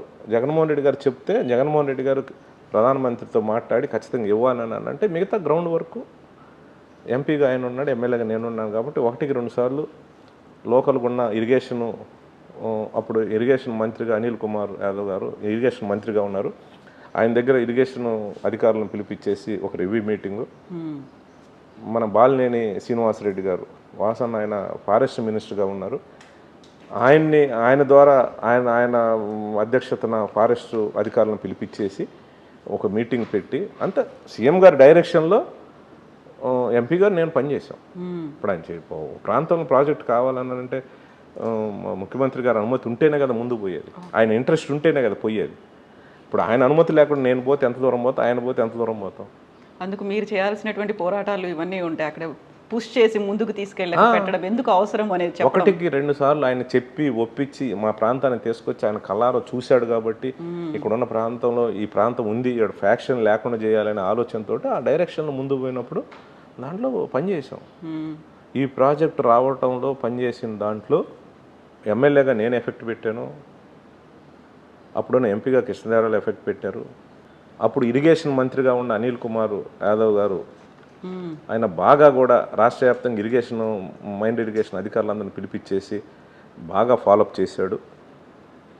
అప్పుడున్న ఫారెస్ట్ మినిస్టర్ ఎవరైతే ఉన్నారో వాసన్న ఆయన ఫాలోఅప్ చేశారు. వీళ్ళందరూ కృషి ఉమ్మడిగా సీఎం గారు చెప్పారు, ఇవ్వాలి సీరియస్గా ఉన్నారు ఈ ప్రాజెక్ట్ మీద అనేది. ఆ సీరియస్నెస్ని బట్టి మనం ఈ రాష్ట్రంలో ఉండే ఇక్కడ ఫైల్ ఏదైతే పంపించాలో రెడీ చేసి ఇవన్నీ కూడా మేము ప్రయత్నం చేసాం. అక్కడికి పోయిన తర్వాత మళ్ళీ మోడీ గారితో సీఎం గారు మాట్లాడారు, చేసాం. ఇంతమంది వెనకాల ఇంత కష్టం ఉంది కాబట్టి ఈ ఫాలోఅప్ చేసినాం కాబట్టి ఈరోజు ఈ ప్రాజెక్ట్ వచ్చింది. అయితే ఇక్కడ కీలకంగా మాచర్ల నియోజకవర్గ ప్రజలు ఏం ఆలోచిస్తున్నారు? ఇప్పుడు మనం ఇంతసేపు మాట్లాడుకున్న దాంట్లో ఫ్యాక్షన్ అనే దాంట్లో అమాయక ప్రజలు పోతున్నారు, కుటుంబ సభ్యులు అనాథలు అవుతున్నారు. ఎటువైపు చూడాలి? మాకు కావాల్సింది అభివృద్ధి, లేకుంటే ఏజ్ ఓల్డ్గా వస్తున్నటువంటి ఫ్యాక్షన్ హత్యలు దాంతో కొట్టుకుంటూ అలాగే ఉండాలా, మరణాలు ఇవన్నీ చూస్తూ ఉండాలా? ఎవరి వైపు, ఎందుకని ఇలాంటి క్యాండిడేట్ను పెడుతున్నారు అనే ఆలోచన వచ్చిందా ప్రజల్లో? ఖచ్చితంగా ఆలోచన చేస్తూ ఉన్నారు. ఎందుకంటే బాగా 89, 94, 99 ఆ ప్రాంతంలో విపరీతమైన ఫ్యాక్షన్ కూడా ఉంది, విపరీతంగా ఉంది. ప్రతి గ్రామంలో మర్డర్లు జరగటం ఉన్న పరిస్థితి. ఎప్పుడైతే 2004లో రాజశేఖర రెడ్డి గారు ముఖ్యమంత్రి అయిన తర్వాత నుంచే పూర్తి స్థాయిలో ఫ్యాక్షన్ అని లేకుండా కూడా ఆ వైపు నుంచి కొంచెం డిపార్ట్మెంట్ ఒత్తిడి చేసేసి ఎక్కడెక్కడ సామరస్యంగా గ్రామాల్లో చిన్న కమిటీలాగా వేసి ఒక యుద్ధ ప్రాతిపదికన ఒక ప్రణాళిక ప్రకారం చేసుకుంటూ వస్తున్నారు కాబట్టి ఫ్యాక్షన్ తగ్గుకుంటూ వచ్చింది. మళ్ళీ ఆయన 2004లో ఆయన ముఖ్యమంత్రి అయిన తర్వాత first lift irrigation scheme Anupu Koppunuru lift irrigation scheme 12,000 ఎకరాలకు ఫస్ట్ ఇచ్చింది రాజశేఖర రెడ్డి గారు. ఆ స్కీమ్ ఇచ్చిన తర్వాత ప్రజల్లో ఇంత ఉపయోగం ఉంటుంది, ఈ రకంగా రైతులకు ఉపయోగం అనేది ఆలోచనలో పడ్డా. ఫస్ట్ మార్పు ఏంటి అనేది గమనించింది.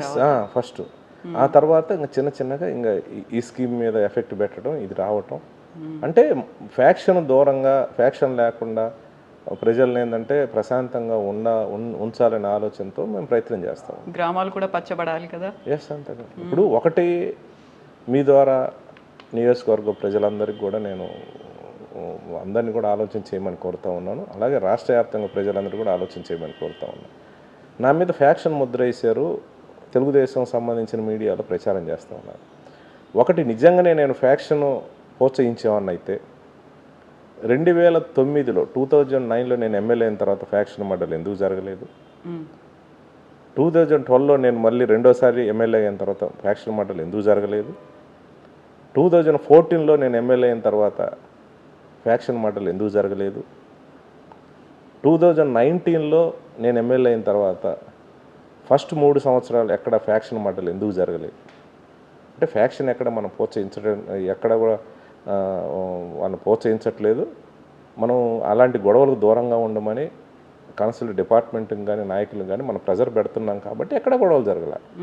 మళ్ళీ ఎప్పుడైతే ఇతను ఎంటర్ అయ్యాడో ఈ 2 సంవత్సరాల నుంచి ఇతను ఎంటర్ అయిన తర్వాతనే అనేక రకమైన గొడవలు, డిస్టర్బెన్సు, అతను వచ్చిన తర్వాత ఫ్యాక్షన్ మర్డర్లు, 2 ఫ్యాక్షన్ మర్డర్లు జరిగినాయి. నేనది వాళ్ళు చంపారా వీళ్ళు చంపారని కాదు. ఒకటి ఫ్యాక్షన్ స్టార్ట్ అయినాక అప్పుడున్న పరిస్థితులు అక్కడ ఎవరైనా చనిపోవచ్చు, అటుగా ఇటుగాని ఎవరైనా. ఆ ఫ్యాక్షన్ గొడవే స్టార్ట్ కాకూడదు. ఫ్యాక్షన్ గొడవ స్టార్ట్ అయిన తర్వాత మా వాళ్ళని చంపారు, మీ వాళ్ళని చంపారు అని అంటే అది ఫ్యాక్షన్ని మనం ముందుకు తీసుకుపోవటం, దాన్ని ప్రోత్సహించటమే చాలా తప్పు. బియాండ్ కంట్రోల్ అయిపోతుంది కదా, అప్పుడు ఇంకా మన చేతుల్లో ఉండదు. చాలా తప్పు అది. నేను అప్పటి వరకు లేనిది, ఈ నా పీరియడ్ వరకు మొత్తం లేనిది వచ్చిన ఈ 2 సంవత్సరాల్లోనే ఎందుకు ఫ్యాక్షన్ మాటలు జరుగుతున్నాయి ఆలోచించేయమని కోరుతాం. అంటే మా కార్యకర్తను చంపారు, లేకపోతే జై జగన్ అంటే చంపమన్నారు అనేది చాలా తప్పు ప్రచారం. ప్రజల్లో కొంతమందిని నమ్ముతారని ఒక గ్లోబల్ ప్రచారం చేస్తూ ఉన్నారు. అతను చంపటానికి నేపథ్యం అతను ఒక వార్డు మెంబర్ కూడా కాదు. ఎందుకు చంపుతారు? గ్రామాల్లో కక్షలు ఫ్యాక్షన్ మొదలైన తర్వాత నన్ను చంపుతారు అనుకుంటే అవతలోడు మళ్ళీ ఇమీడియట్గా కూడా రియాక్షన్ అయ్యి చంపే పరిస్థితి ఉంటాయి. ఫ్యాక్షన్ అంత దూరం పోకూడదు. పోయిన తర్వాత జరుగుతాయి. ఇతను వచ్చిన తర్వాత ఆ పరిస్థితి చేస్తూ ఉన్నాడు. బ్రహ్మానంద రెడ్డి వచ్చిన తర్వాత అతను ఉనికి కోసం అతను ఏందనంటే నాకు పార్టీ నుంచి సపోర్ట్ డబ్బులు ఇస్తారు, అతను రాజకీయంగా ఉనికి కోసం ఇక్కడ ప్రశాంతంగా ఉంటే అన్ని ఎలక్షన్ లాగా ఏమి కూడా ఎఫెక్ట్ పెట్టరు, ఇక్కడ గొడవలు చేసి ఏదో రకంగా చేసేస్తే తద్వారా నాకేదో ఫండింగ్ వస్తుంది అనేది ఒక రాజకీయ లబ్ధి కోసం, రాజకీయ అవసరాల కోసం ఈ గొడవలను చేస్తూ ఉన్నారు. 2 రోజుల క్రితం చిన్న ఎగ్జాంపుల్ చెప్తా ఉన్నాను. 2 రోజుల క్రితం ఎలక్షన్లో ఉన్నప్పుడు ప్రచారం చేసుకోవచ్చు. నేను ఎలక్షన్లో ఎవరైనా క్యాండిడేట్గా నిలబడినప్పుడు ఎవరైనా అన్ని పార్టీలు ప్రచారం చేసుకుంటారు, ప్రజలను ఒప్పిస్తారు, ప్రజలు ఎవరు ఓటేస్తే వాళ్ళు విన్ అవుతారు, చెప్తారు. మాకు ఎందుకు ఓటేయాలి, మేము ఏం చేసాం, మా ముఖ్యమంత్రి గారు ఏం చేశారు, మేము కన్విన్స్ చేసుకుంటాం. కానీ 2 రోజుల క్రితం నా ఇంటి ముందు నుంచి ప్రచారం చేసుకుంటూ వెళ్ళిపోయారు. వెళ్ళొచ్చు, నేను తప్పేమనట్లేదు. ఎవరైనా ఎక్కడ ప్రచారం పోతూ నా ఇంటి ముందు ఒక 10 నిమిషాలు ఆగి గొడవలు చేసి దాన్ని పెద్ద ఎత్తున దాని ద్వారా లబ్ధి పొందాలని ఒక 10 నిమిషాలు ఏళ్ళ కేకలు వేసుకొని నా ఇంటి ముందు నిలబడి 2 డేస్ క్రితం చేసినారంటే ప్రొవోక్ చేయడం. దాన్ని ఒకవేళ ఇప్పుడు మా వాళ్ళు రియాక్షన్ అవుతే ఏమవుతుంది? ఇప్పుడు నేను 4 సార్లు ఎమ్మెల్యేగా ఉన్నాను, మా పార్టీ కేడర్ బలంగా ఉంది, మేము రియాక్షన్ అయితే ఏమైంది? ఆడు గొడవే కదా. అంటే ఇలాంటి సంఘటనలు జస్ట్ నేను ఉదాహరణ చెప్పాను. ఇలాంటి సంఘటనలు రెచ్చగొట్టి తద్వారా రాజకీయ లబ్ధి పొందటానికి ఎవడు ఎట చచ్చిపోతే ఎవడేమైతే ఏమైంది రెచ్చగొట్టి ఈ రకంగా లబ్ధి పొందాలని ప్రయత్నం చేస్తూ ఉన్నారు. నా ఇంటి దగ్గరకు వచ్చి నా ఇంటి ముందు నిలబడి పెద్ద పెద్ద కేకలేసి గొడవలు చేయడం ఇది కరెక్ట్ కాదు కదా అంట. మా వాళ్ళని సమన్వయంతో ఉండాలి, వద్దు గొడవలు వద్దు, సరే వాళ్ళు వెళ్ళిపోతాను, చాలా సమన్వయంతో ఉంచబట్టి ఏమి చిన్న పీస్ఫుల్ వాళ్ళు ఏం చేసినా కూడా ఆ 10 నిమిషాలు మేము కాముగా ఉండబట్టి సరిపోయింది. మా వాళ్ళు ఏదైనా రియాక్షన్ అవుతే ఏంటి పరిస్థితి?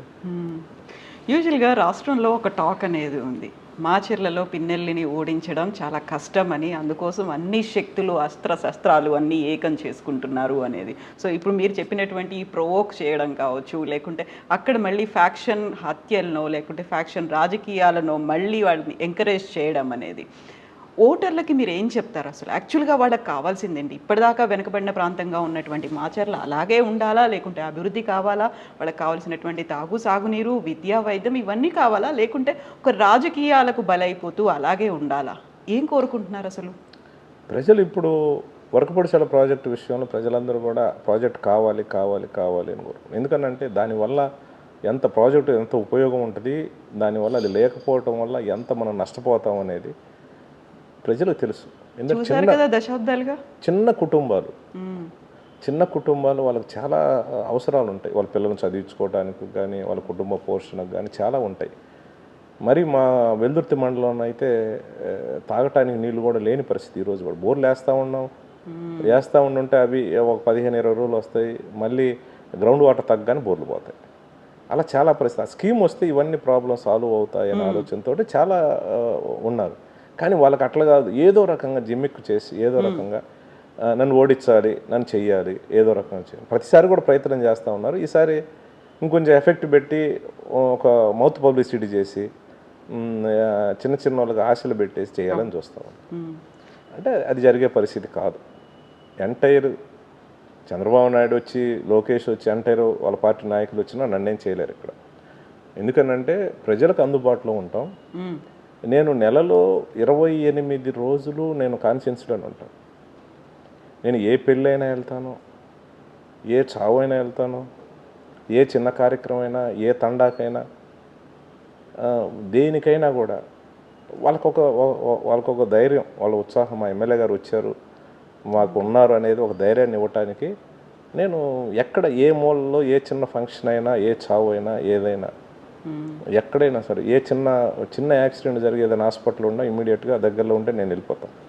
అందుకని ప్రజలు చాలా నేను అందుబాటులో ఉంటాం కాబట్టి ఖచ్చితంగా ప్రజలు మా పక్షాన్నే ఉంటారు, మమ్మల్ని చూశారు. కానీ ఈరోజు వచ్చి లేదా గ్లోబల్ ప్రచారం చేసి వర్గాలను రెచ్చగొట్టి కులాలను రెచ్చగొట్టి వాళ్ళు ఏమి చేసింది ఏమి చెప్పుకునే పరిస్థితి లేదు.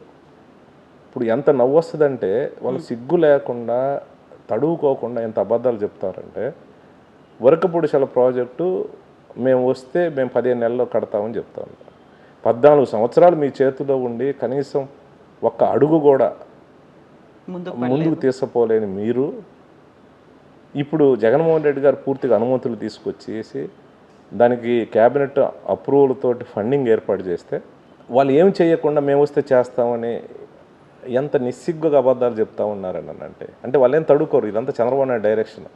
మీరు చెప్పేసేయండి, నమ్మేవాళ్ళు నమ్ముతారు, మనకు వచ్చే నష్టం ఏం లేదు, మీరు మన మాటే కదా, నమ్మేవాళ్ళు నమ్ముతారని ఇట్లా ప్రచారం చేయమని ఒక డైరెక్షన్ వీళ్ళు పనిచేస్తూ ఉన్నారు. సో ఇప్పుడు 7 హత్యలు A1 నిందితుడు పార్టీ నుంచి సస్పెండ్ చేశారు, ఆయన మళ్ళీ తీసుకున్నారు. ఫస్ట్ టైం మీరు ఓడించిన తర్వాత మళ్ళీ అన్ని ఎక్స్పెరిమెంట్స్ తర్వాత మళ్ళీ ఇప్పుడు సరికొత్తగా ఆయన్నే తీసుకొచ్చారు. ప్రజలంతా ఈజీగా మర్చిపోతారని అనుకుంటున్నారా, లేకపోతే ఏదైనా పర్లేదు అనే ఒక ముందుకెళ్ళాలి అనే ఉద్దేశమా? ఎందుకంటే చంద్రబాబు నాయుడిని వాళ్ళ నాయకులు కూడా నమ్మే పరిస్థితి ఎక్కడ లేదు. ఎందుకంటే 7 మర్డర్ల దాంట్లో A1 ముద్దాయిగా బ్రహ్మానంద రెడ్డి ఆ రోజు చంద్రబాబు నాయుడు ముఖ్యమంత్రిగా ఉండి ఎమ్మెల్యేగా ఉన్నప్పుడే వాళ్ళు A1 ముద్దాయి ఫిక్స్ చేశారు. ఒకటి నిజంగానే అతని ప్రమేయం లేదని ఇప్పుడు చెబుతాడు, నాకు తెలియదని చెప్తూ ఉంటాడు. తెలియకపోతే వాళ్ళ పార్టీకి సంబంధించిన వ్యక్తి ముఖ్యమంత్రిగా ఉండి సొంత వాళ్ళ తల్లి ఎమ్మెల్యేగా ఉంటే ఇతని ప్రమేయం లేకపోతే A1కి ఎట్లా పెడతారు? ఆల్ డిపార్ట్మెంట్ ఇన్వెస్టిగేషన్ ఉంటుంది కదా, ఇన్వెస్టిగేషన్లో తెలుస్తుంది కదా, ఊరక చెప్పగానే పెట్టరు కదా. A1గా ఉంటే నువ్వు ఏం ఆధారం లేకపోతే నువ్వు ఎందుకు చేసావు, సస్పెండ్ చేసావు పార్టీ నుంచి?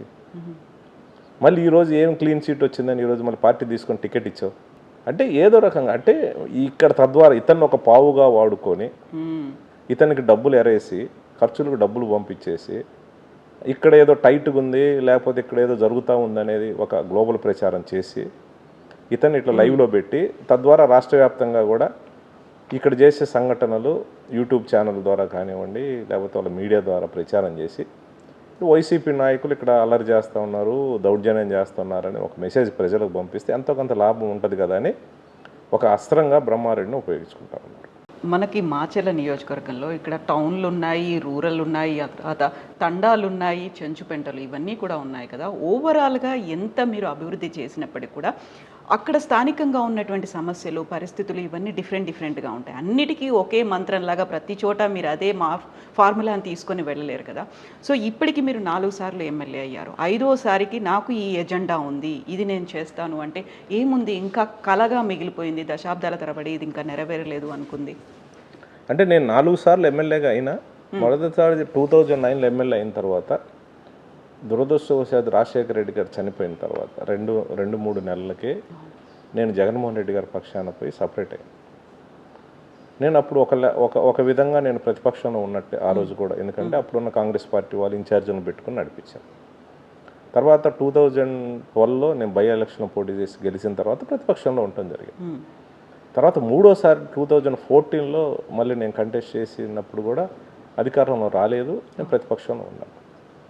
4వసారి 2019లో నేను ఎమ్మెల్యేగా అయిన తర్వాత నాకు అవకాశం వచ్చింది, ఇది డెవలప్ చేయాలి, పల్నాడుని అభివృద్ధి చేయాలి అని, డెవలప్మెంట్ చేయాలనే ఆలోచన వచ్చిన తర్వాత మా దురదృష్టవశాత్తు ఒక 2 years కరోనా అయిపోయింది.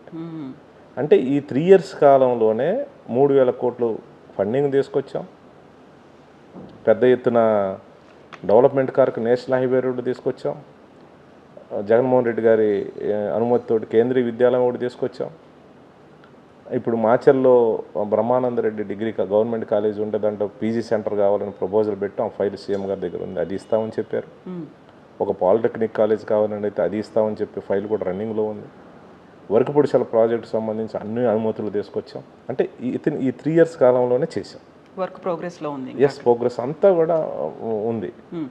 ఇంకొకసారి అవకాశం ఇస్తే ఇదే స్పీడ్ తోటి మాచర్ల నియోజకవర్గం జగన్మోహన్ రెడ్డి గారి ఆదేశాలతో రూపురేఖలు మార్చి ఫ్యాక్షన్ అనేది ఏ మూల ఏ ప్రాంతంలో కనపడకుండా ఖచ్చితంగా నేను చేస్తాను. ప్రజలకు ఏం అవసరం అవుతాయి, ఎక్కడ ఏ స్కీమ్ అవసరమైనా ఆల్రెడీ వరకపుడిసల ప్రాజెక్టు తర్వాత ఒక 4 చిన్న చిన్న లిఫ్ట్ ఇరిగేషన్ స్కీములు కూడా ప్రతిపాదన పెట్టాం.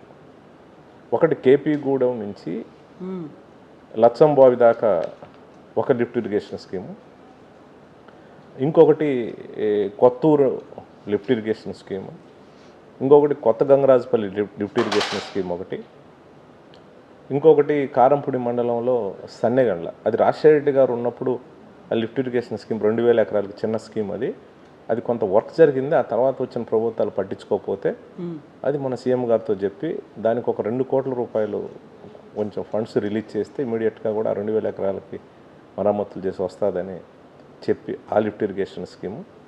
మాచర్ల టౌన్లోకి వచ్చేసి డ్రింకింగ్ వాటర్కి సంబంధించి 80 కోట్లతోటి వాటర్ స్కీము, మాచర్ల టౌన్లో ఒక 22 కోట్లతోటి ఇంటింటి కుళాయి ఇవ్వాలని, ఇవన్నీ కూడా ఆన్ ప్రోగ్రెస్లో ఉంది. ఇవన్నీ ప్రజల అవసరాలు. ఇవే కాకుండా ఒక 22,000 పైచులకు హౌస్ సైడ్స్ ఇచ్చాం. ప్రతి హౌస్ సైడ్స్ కూడా ఇల్లు కట్టించాలని ఒక ప్రణాళిక ప్రకారం ఆల్రెడీ టౌన్లో వచ్చేసి నేను 5,300 పట్టాలు ఇచ్చాం. దాంట్లో ఒక 1,200 హౌసింగ్ లోన్ కూడా శాంక్షన్ అయినాయి. ఇవన్నీ ఆన్ ప్రోగ్రెస్లో ఉన్నాయి, మొత్తం కూడా ఉన్నాయి. ఇదే రకంగా చేయాలని ఆలోచన. అంటే మాకు వచ్చిన, నేను 4 సార్లు ఎమ్మెల్యేగా అయినా నాకు టైము అవకాశం వచ్చింది, ప్రభుత్వంలో ఉండి అవకాశం వచ్చింది ఈ యొక్క 3 సంవత్సరాలే. ఎందుకంటే జగన్మోహన్ రెడ్డి గారితో ఉన్న సన్నిహితం కానీ, మొదటి నుంచి జగన్మోహన్ రెడ్డి గారితో నేను ఉండే కానీ, జగన్మోహన్ రెడ్డి గారితో నాకున్న చొరవ కానీ, జగన్మోహన్ రెడ్డి గారి దగ్గర ఫండింగ్ తెచ్చుకునే విషయంలో ఆయన నిక్కచ్చిగా గట్టిగా మాట్లాడే చొరవ కానీ ముఖ్యమంత్రి గారి దగ్గర నాకు ఉంది. కాబట్టి ఖచ్చితంగా రాబోయే రోజుల్లో బ్రహ్మాండంగా కూడా మాచర్ల నియోజకవర్గం డెవలప్ చేసే విషయంలో ఫండింగ్ తీసుకొచ్చి చేసడానికి నాకంటూ ఒక ప్రణాళిక సిద్ధం చేసుకున్నాను. వాళ్ళలాగా ఊరకనే నేను అది చేస్తాను ఇది చేస్తాను గాలి కప్పుర్లు చెప్పేసి ఎలక్షన్ అవసరాల కోసం పని చేయాలి, పని చేసి చూపించాలి. పని వచ్చిన తర్వాత దానికి సంబంధించిన మనం ఇంత తెచ్చాము, ఇంత పనులు జరుగుతున్నాయని చెప్పాలనే నా కోరిక. ప్రోగ్రెస్ రిపోర్ట్ అనేది ప్రజల ముందు పెట్టాలనేది. ఈరోజు కేంద్రీయ విద్యాలయం వచ్చిందని అంటే కేంద్రీయ పూర్తి అనుమతులు తీసుకొచ్చాం. దానికి సంబంధించిన 13 ఎకరాలు ల్యాండ్ ఇచ్చాం, రిజిస్ట్రేషన్ అయిపోయింది, ఆ సెంటర్ శాంక్షన్ అయింది. దానికి సంబంధించి 70 కోట్లు ఎస్టిమేట్ వేయించాం బిల్డింగ్స్ కట్టడానికి. రేపు ఆ 70 కోట్లు శాంక్షన్ తీసుకొని శంకుస్థాపన చేసి బ్రహ్మాండంగా బిల్డింగ్స్ కడితే 1-2 ఇయర్స్లో బ్రహ్మాండం కూడా అది ఒక మాచర్లకు ఒక ఆస్తిలాగా ఉంటుంది పేద ప్రజలు. ఇలాంటి చెప్పి చేయాలనే నా ఆలోచన. అంతేగాని ఏదో ఎలక్షన్స్ వస్తున్నాయి కాబట్టి మనం ఏదో వాగ్దానాలు ఇచ్చి అడావుడి చేసే పరిస్థితి కాదు. ప్రజలు మా పక్షం ఉన్నారు. ఎన్ని జిమ్మిక్కులు చేసినా ఎంటైర్ ఈ రాష్ట్ర తెలుగుదేశం నాయకులందరూ నా మీద దృష్టి పెట్టినా నన్ను ఏమీ చేయలేరు, నన్ను ఎక్కడ కదిలించలేరు.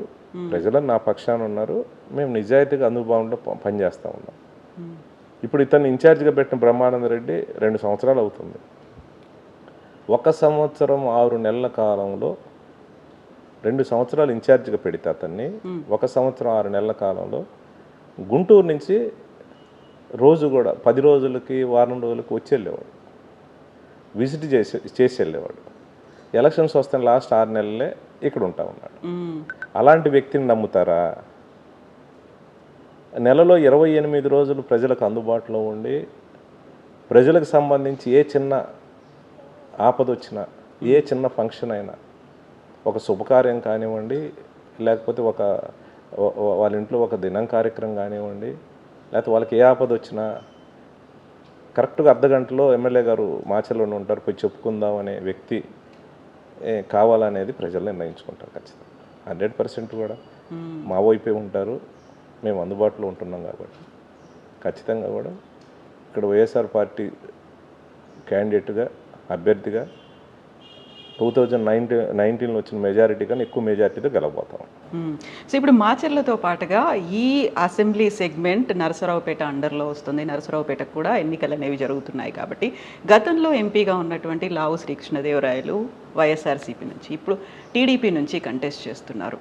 సో మాచర్లకు రావాల్సినటువంటి ప్రాజెక్టుల కోసం గతంలో ఆయన పోరాడారు, ఎందుకంటే వైఎస్ఆర్సీపీలో ఉన్నారు. ఇప్పుడు ఏ ఎజెండా ఉంటుంది అనుకుంటున్నారు మీరు?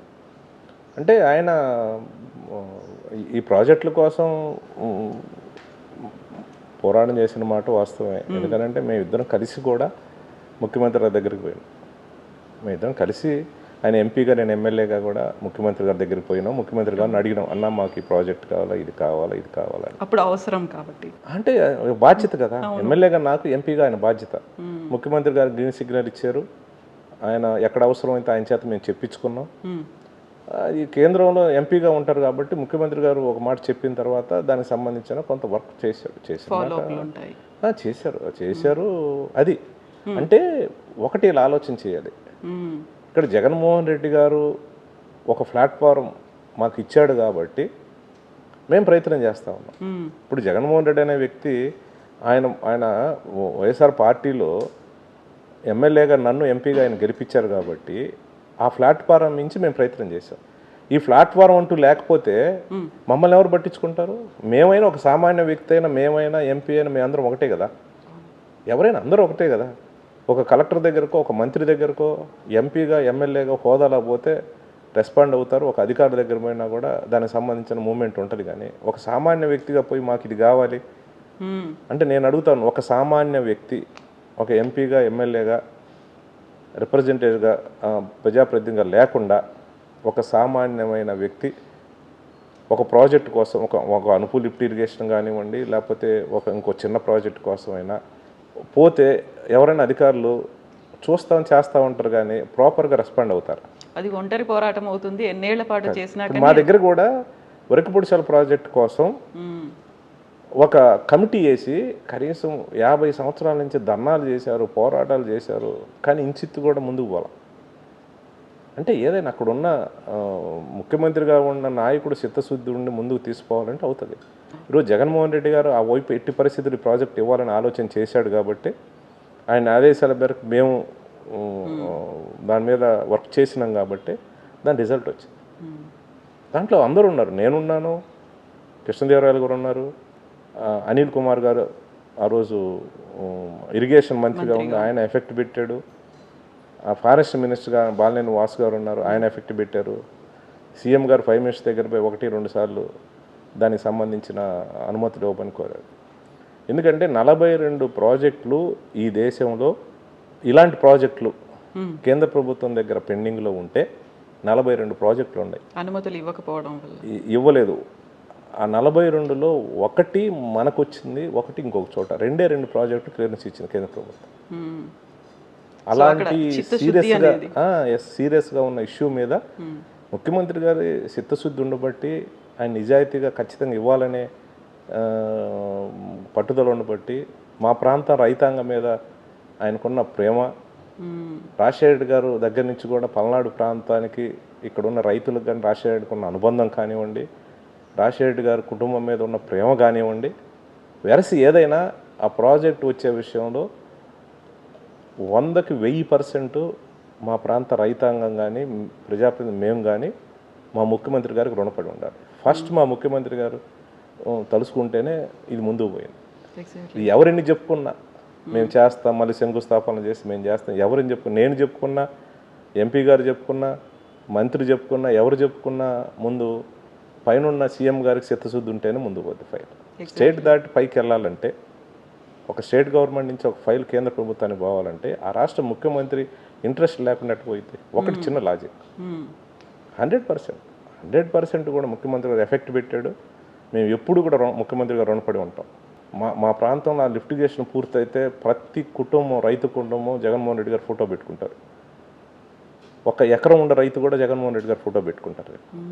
ఎస్, దాంట్లో పార్ట్లో భాగంగా ఆయన టీంలో మేము పనిచేస్తున్నాం కాబట్టి మాకు కూడా ఎంతో కొంత మా టైంలో వచ్చింది అనేది మాకు కూడా కొంత బెనిఫిట్ ఉంటుంది, మాకు కూడా అభిమానిస్తారు ఇట్లా చేసినారనేది.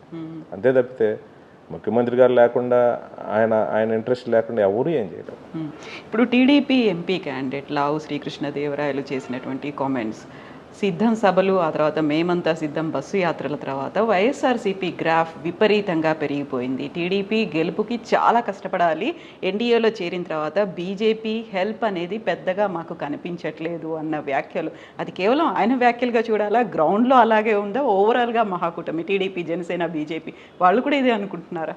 అంటే కొన్ని విషయాలు వాస్తవం దగ్గరగా మాట్లాడతాడు, కొన్ని విషయాలు యాక్సెప్ట్ చేస్తారు, కొన్ని విషయాలు వాస్తవంగా దగ్గరగా, కొన్ని విషయాల్లో ఖచ్చితంగా కృష్ణదేవరాయలు మాట్లాడతారు. తప్పు తప్పనే చెప్తాడు, ఇది తప్పు ఇది చేయకూడదని కూడా చెప్తాడు. ఎందుకంటే మేము కలిసి ఉన్న ప్రయాణం చేసిన జర్నీలో వాళ్ళలాగా అంత అబద్ధాలు చంద్రబాబు నాయుడు లోకేష్ లాగా ఓల్డ్గా అబద్ధాలు చెప్పటం కానీ ఉన్నాయి లేని చెప్పటం కానీ అటు చేయడం దానికి కూడా ఒప్పుకోడే ఉన్నప్పుడు కూడా. అదే మేము కలిసి ఉన్నప్పుడు కూడా ఇట్లా మాట్లాడినప్పుడు లోకేష్ వాళ్ళని వీడి చెత్త ఇదేంది మాట్లాడతాడు చెత్త మాట్లాడేది కూడా అంటాడు.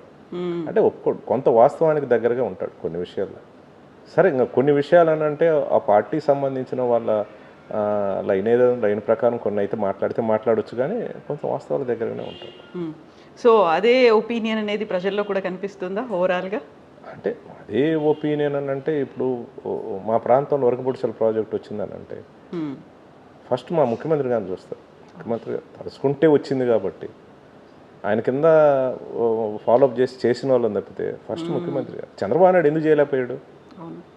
ఇప్పుడు చంద్రబాబు నాయుడు ఆయన అధికారం ఉంది, ముఖ్యమంత్రి ఉన్నాడు, 14 సంవత్సరాలు ముఖ్యమంత్రి చేశారు.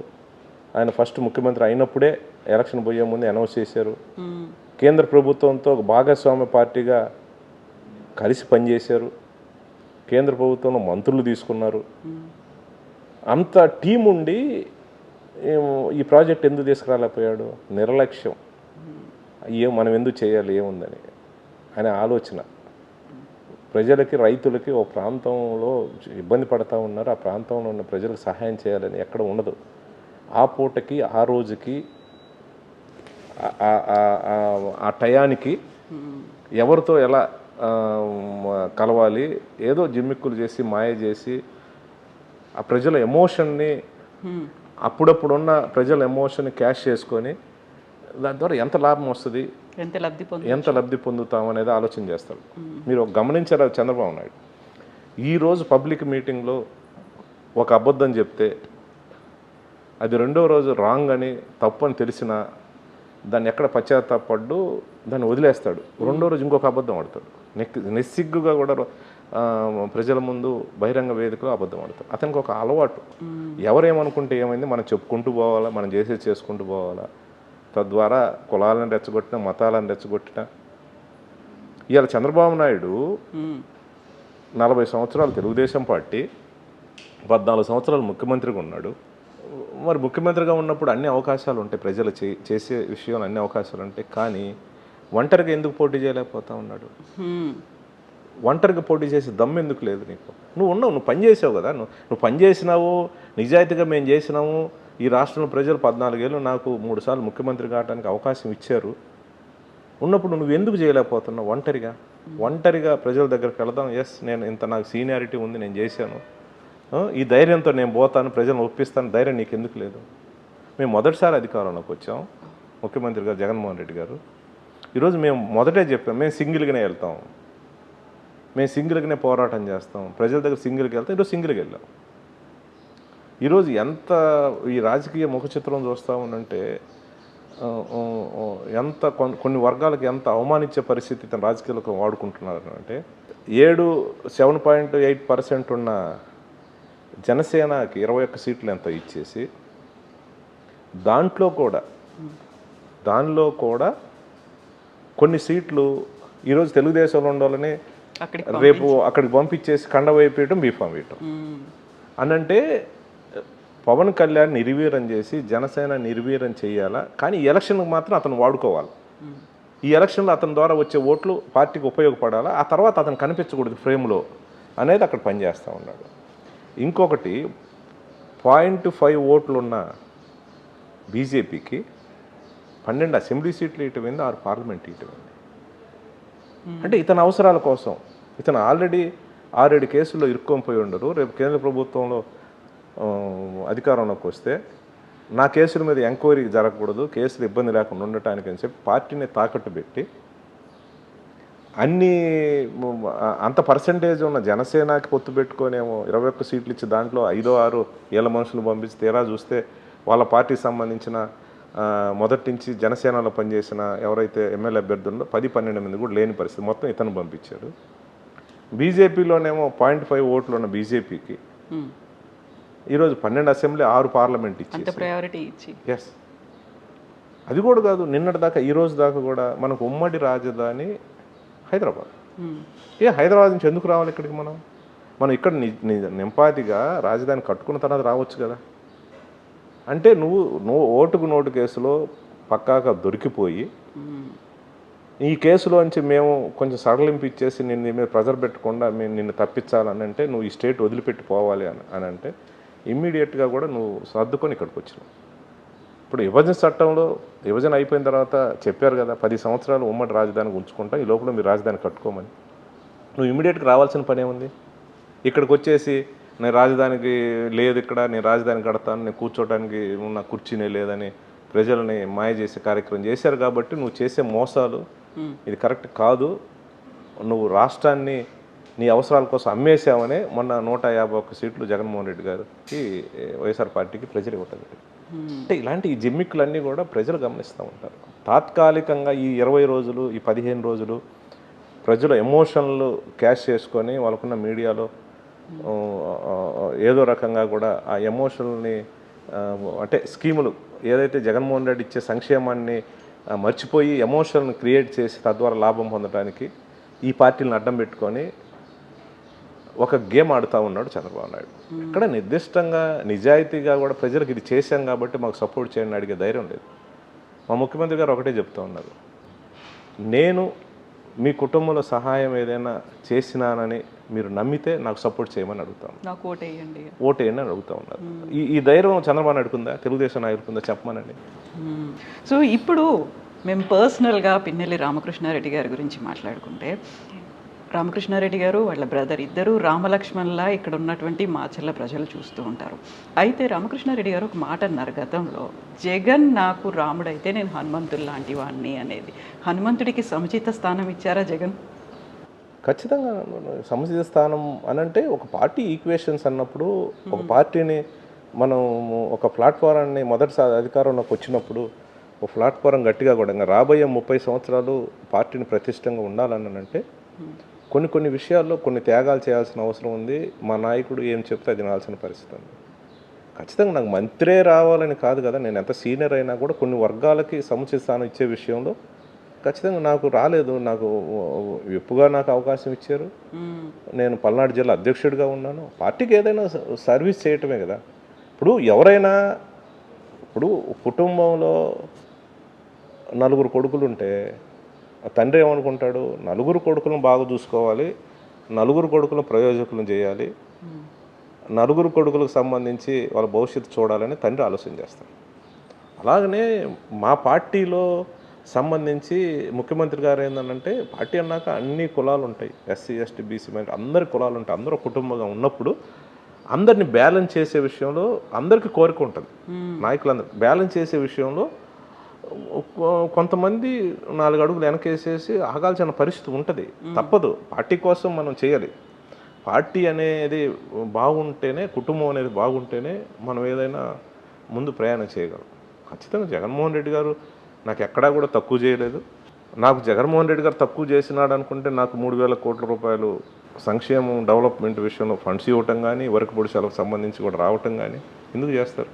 అయితే రామకృష్ణారెడ్డి గారి అనుచరుల్లో, కార్యకర్తల్లో మాత్రం ఆ కోరిక ఉన్నట్టుంది కదా.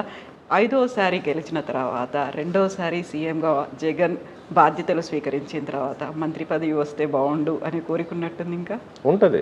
ఖచ్చితంగా మనం ప్రజలు పనిచేస్తున్నాం కాబట్టి ఇంకా డెవలప్మెంట్ కావాలన్నా కూడా ఖచ్చితంగా మా ప్రాంతంలో ఉండే ఏ నాయకుడైనా సరే ఉండే మా నాయకుడికి 1-2 మెట్లు ముందుకి ఒక స్థానం ఉండాలని కోరుకోవటంలో తప్పులేదు. కానీ అల్టిమేట్గా నాయకుడు ముఖ్యమంత్రి గారు ఏం చెప్తారో, జగన్మోహన్ రెడ్డి గారు ఏం చెప్తారో దాన్ని ఫాలో కావాల్సిందే. అందులో కూడా జెన్యూన్గానే రీజన్ ఉంది కదా. మీరు వైఎస్ రాజశేఖర రెడ్డితో జర్నీ చేశారు, ఆ తర్వాత జగన్ కోసమని బయటకు వచ్చారు, రాజీనామా చేశారు, ఇన్నేళ్ల పాటు పోరాటాలు చేసి దాంతోనే ఉన్నారు కాబట్టి ఒక జెన్యూన్ రీజన్ అయితే అక్కడ ఉంటుంది. జెన్యూన్ రీజన్ అక్కడ ఉన్న పరిస్థితులు తప్పవు కదా, కొన్ని పరిస్థితులు మనం అడ్జస్ట్ చేసుకోవాలి. దానివల్ల నాకేం అసంతృప్తి లేదు, ఇప్పుడు ఉండదు, రేపు కూడా ఉండదు. పర్సనల్గా మీ గురించి ఒక క్వశ్చన్. నేను ఈ ఇంట్లోకి వచ్చిన తర్వాత ఎక్కడ చూసినా నాకు అన్ని చోట్ల దేవుడి విగ్రహాలే కనిపిస్తున్నాయి. అండ్ ఒక భక్తితో పాటుగా సెంటిమెంట్ కూడా మీకు చాలా ఎక్కువ ఉన్నట్టుంది. నేను ఖచ్చితంగా దేవుణ్ణి నమ్ముతాను. నేను ప్రతి సంవత్సరం కూడా నేను శబరిమల వెళ్తాను, శివరాత్రికి కూడా మీరు 5 దేవాలయాలను నేను దర్శించి ఖచ్చితంగా ప్రతి శివరాత్రికి కూడా నేను ముందు రోజు నైట్ శ్రీశైలం వెళ్ళి నిద్ర చేస్తాను. శ్రీశైలం వెళ్తాను, త్రిపురాంతకం వెళ్తాను, అక్కడ శివాలయం వెళ్తాను, ఆ నుంచి కోటప్పకొండ శివాలయానికి వెళ్తాను. అదే రోజు సత్రశాల శివాలయానికి వెళ్తాను.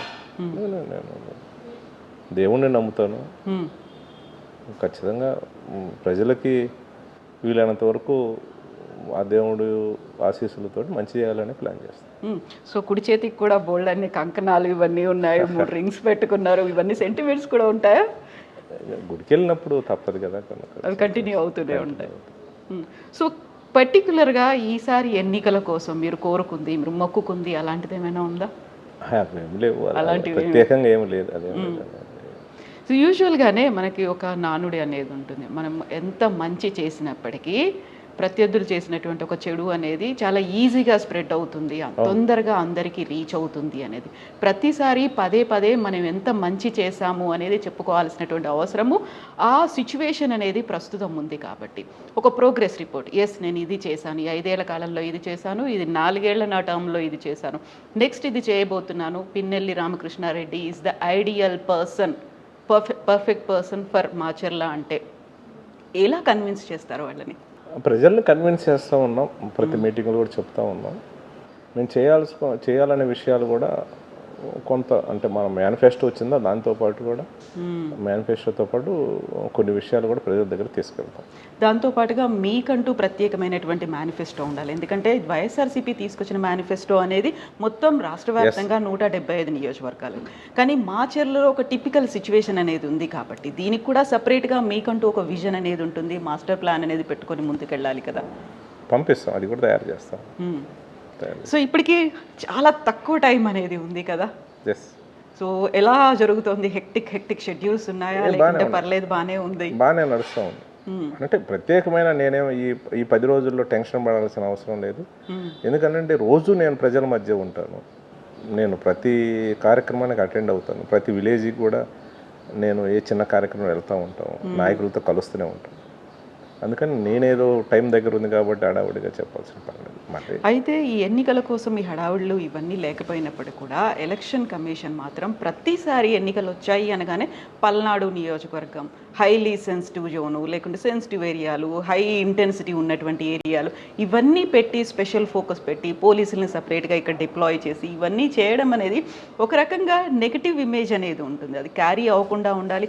ఎస్, ఇక్కడున్న వాళ్ళు పీస్ఫుల్గా ఉన్నారు, పీస్ఫుల్గానే ఎన్నికలు జరగాలనుకున్నారు, ఇలాంటి అల్లర్లు లేకుండా ఉండాలి అనుకుంటే అటు ఎలక్షన్ కమిషను, పోలీసులతో పాటుగా పార్టీలు, క్యాడరు, లీడర్లు కూడా ఎఫర్ట్స్ పెట్టాల్సిన అవసరం ఉంటుంది కదా. సో అది మీరేం చెప్తారు? ఏం జరిగితే ఇది పీస్ఫుల్గా అవుతుంది, ఇలాంటి గొడవలు? మా వైపు నుంచి కూడా పీస్ఫుల్గా ఎలక్షన్ జరగాలి, ప్రజలు ప్రశాంతంగా ఉండాలనే కోరుకుంటా ఉంటాం. మమ్మల్ని మా వాళ్ళనే రెచ్చగొట్టి అనేక రకాలుగా ఇచ్చేసినా కూడా మా వాళ్ళని తగ్గమని చెప్తా ఉన్నాం. ఈ ఎలక్షన్ టైము మనం చెప్పినవి చెప్పడానికి ప్రజల దగ్గరికి, మనం చేసినవి చెప్పడానికి ప్రజల దగ్గర ఉంది కాబట్టి వాళ్ళు ఏమి చెప్పడానికి ఏమీ లేదు. వాళ్ళని ఎవరు కూడా నమ్మే పరిస్థితి లేదు. మనం చేస్తామని అంటే నమ్మే పరిస్థితి లేదు. ఎందుకంటే బ్రహ్మానందరెడ్డి అనే వ్యక్తి కొత్త వ్యక్తి కాదు. గతంలో వాళ్ళ అమ్మ ఎమ్మెల్యేగా ఉన్నప్పుడు ఏమేమి అరాచకాలు చేశారో, ఎన్ని ఫ్యాక్షన్ మాటలు చేసినా ప్రజలు మర్చిపోలేదు. అలాగనే ఇతను ఎమ్మెల్యేగా పోటీ చేసి ఓడిపోయాడు, ప్రజలు తిరస్కరించాడు. కానీ 15 సంవత్సరాల గ్యాప్ వచ్చిన తర్వాత జనరేషన్ మారిపోయిద్ది.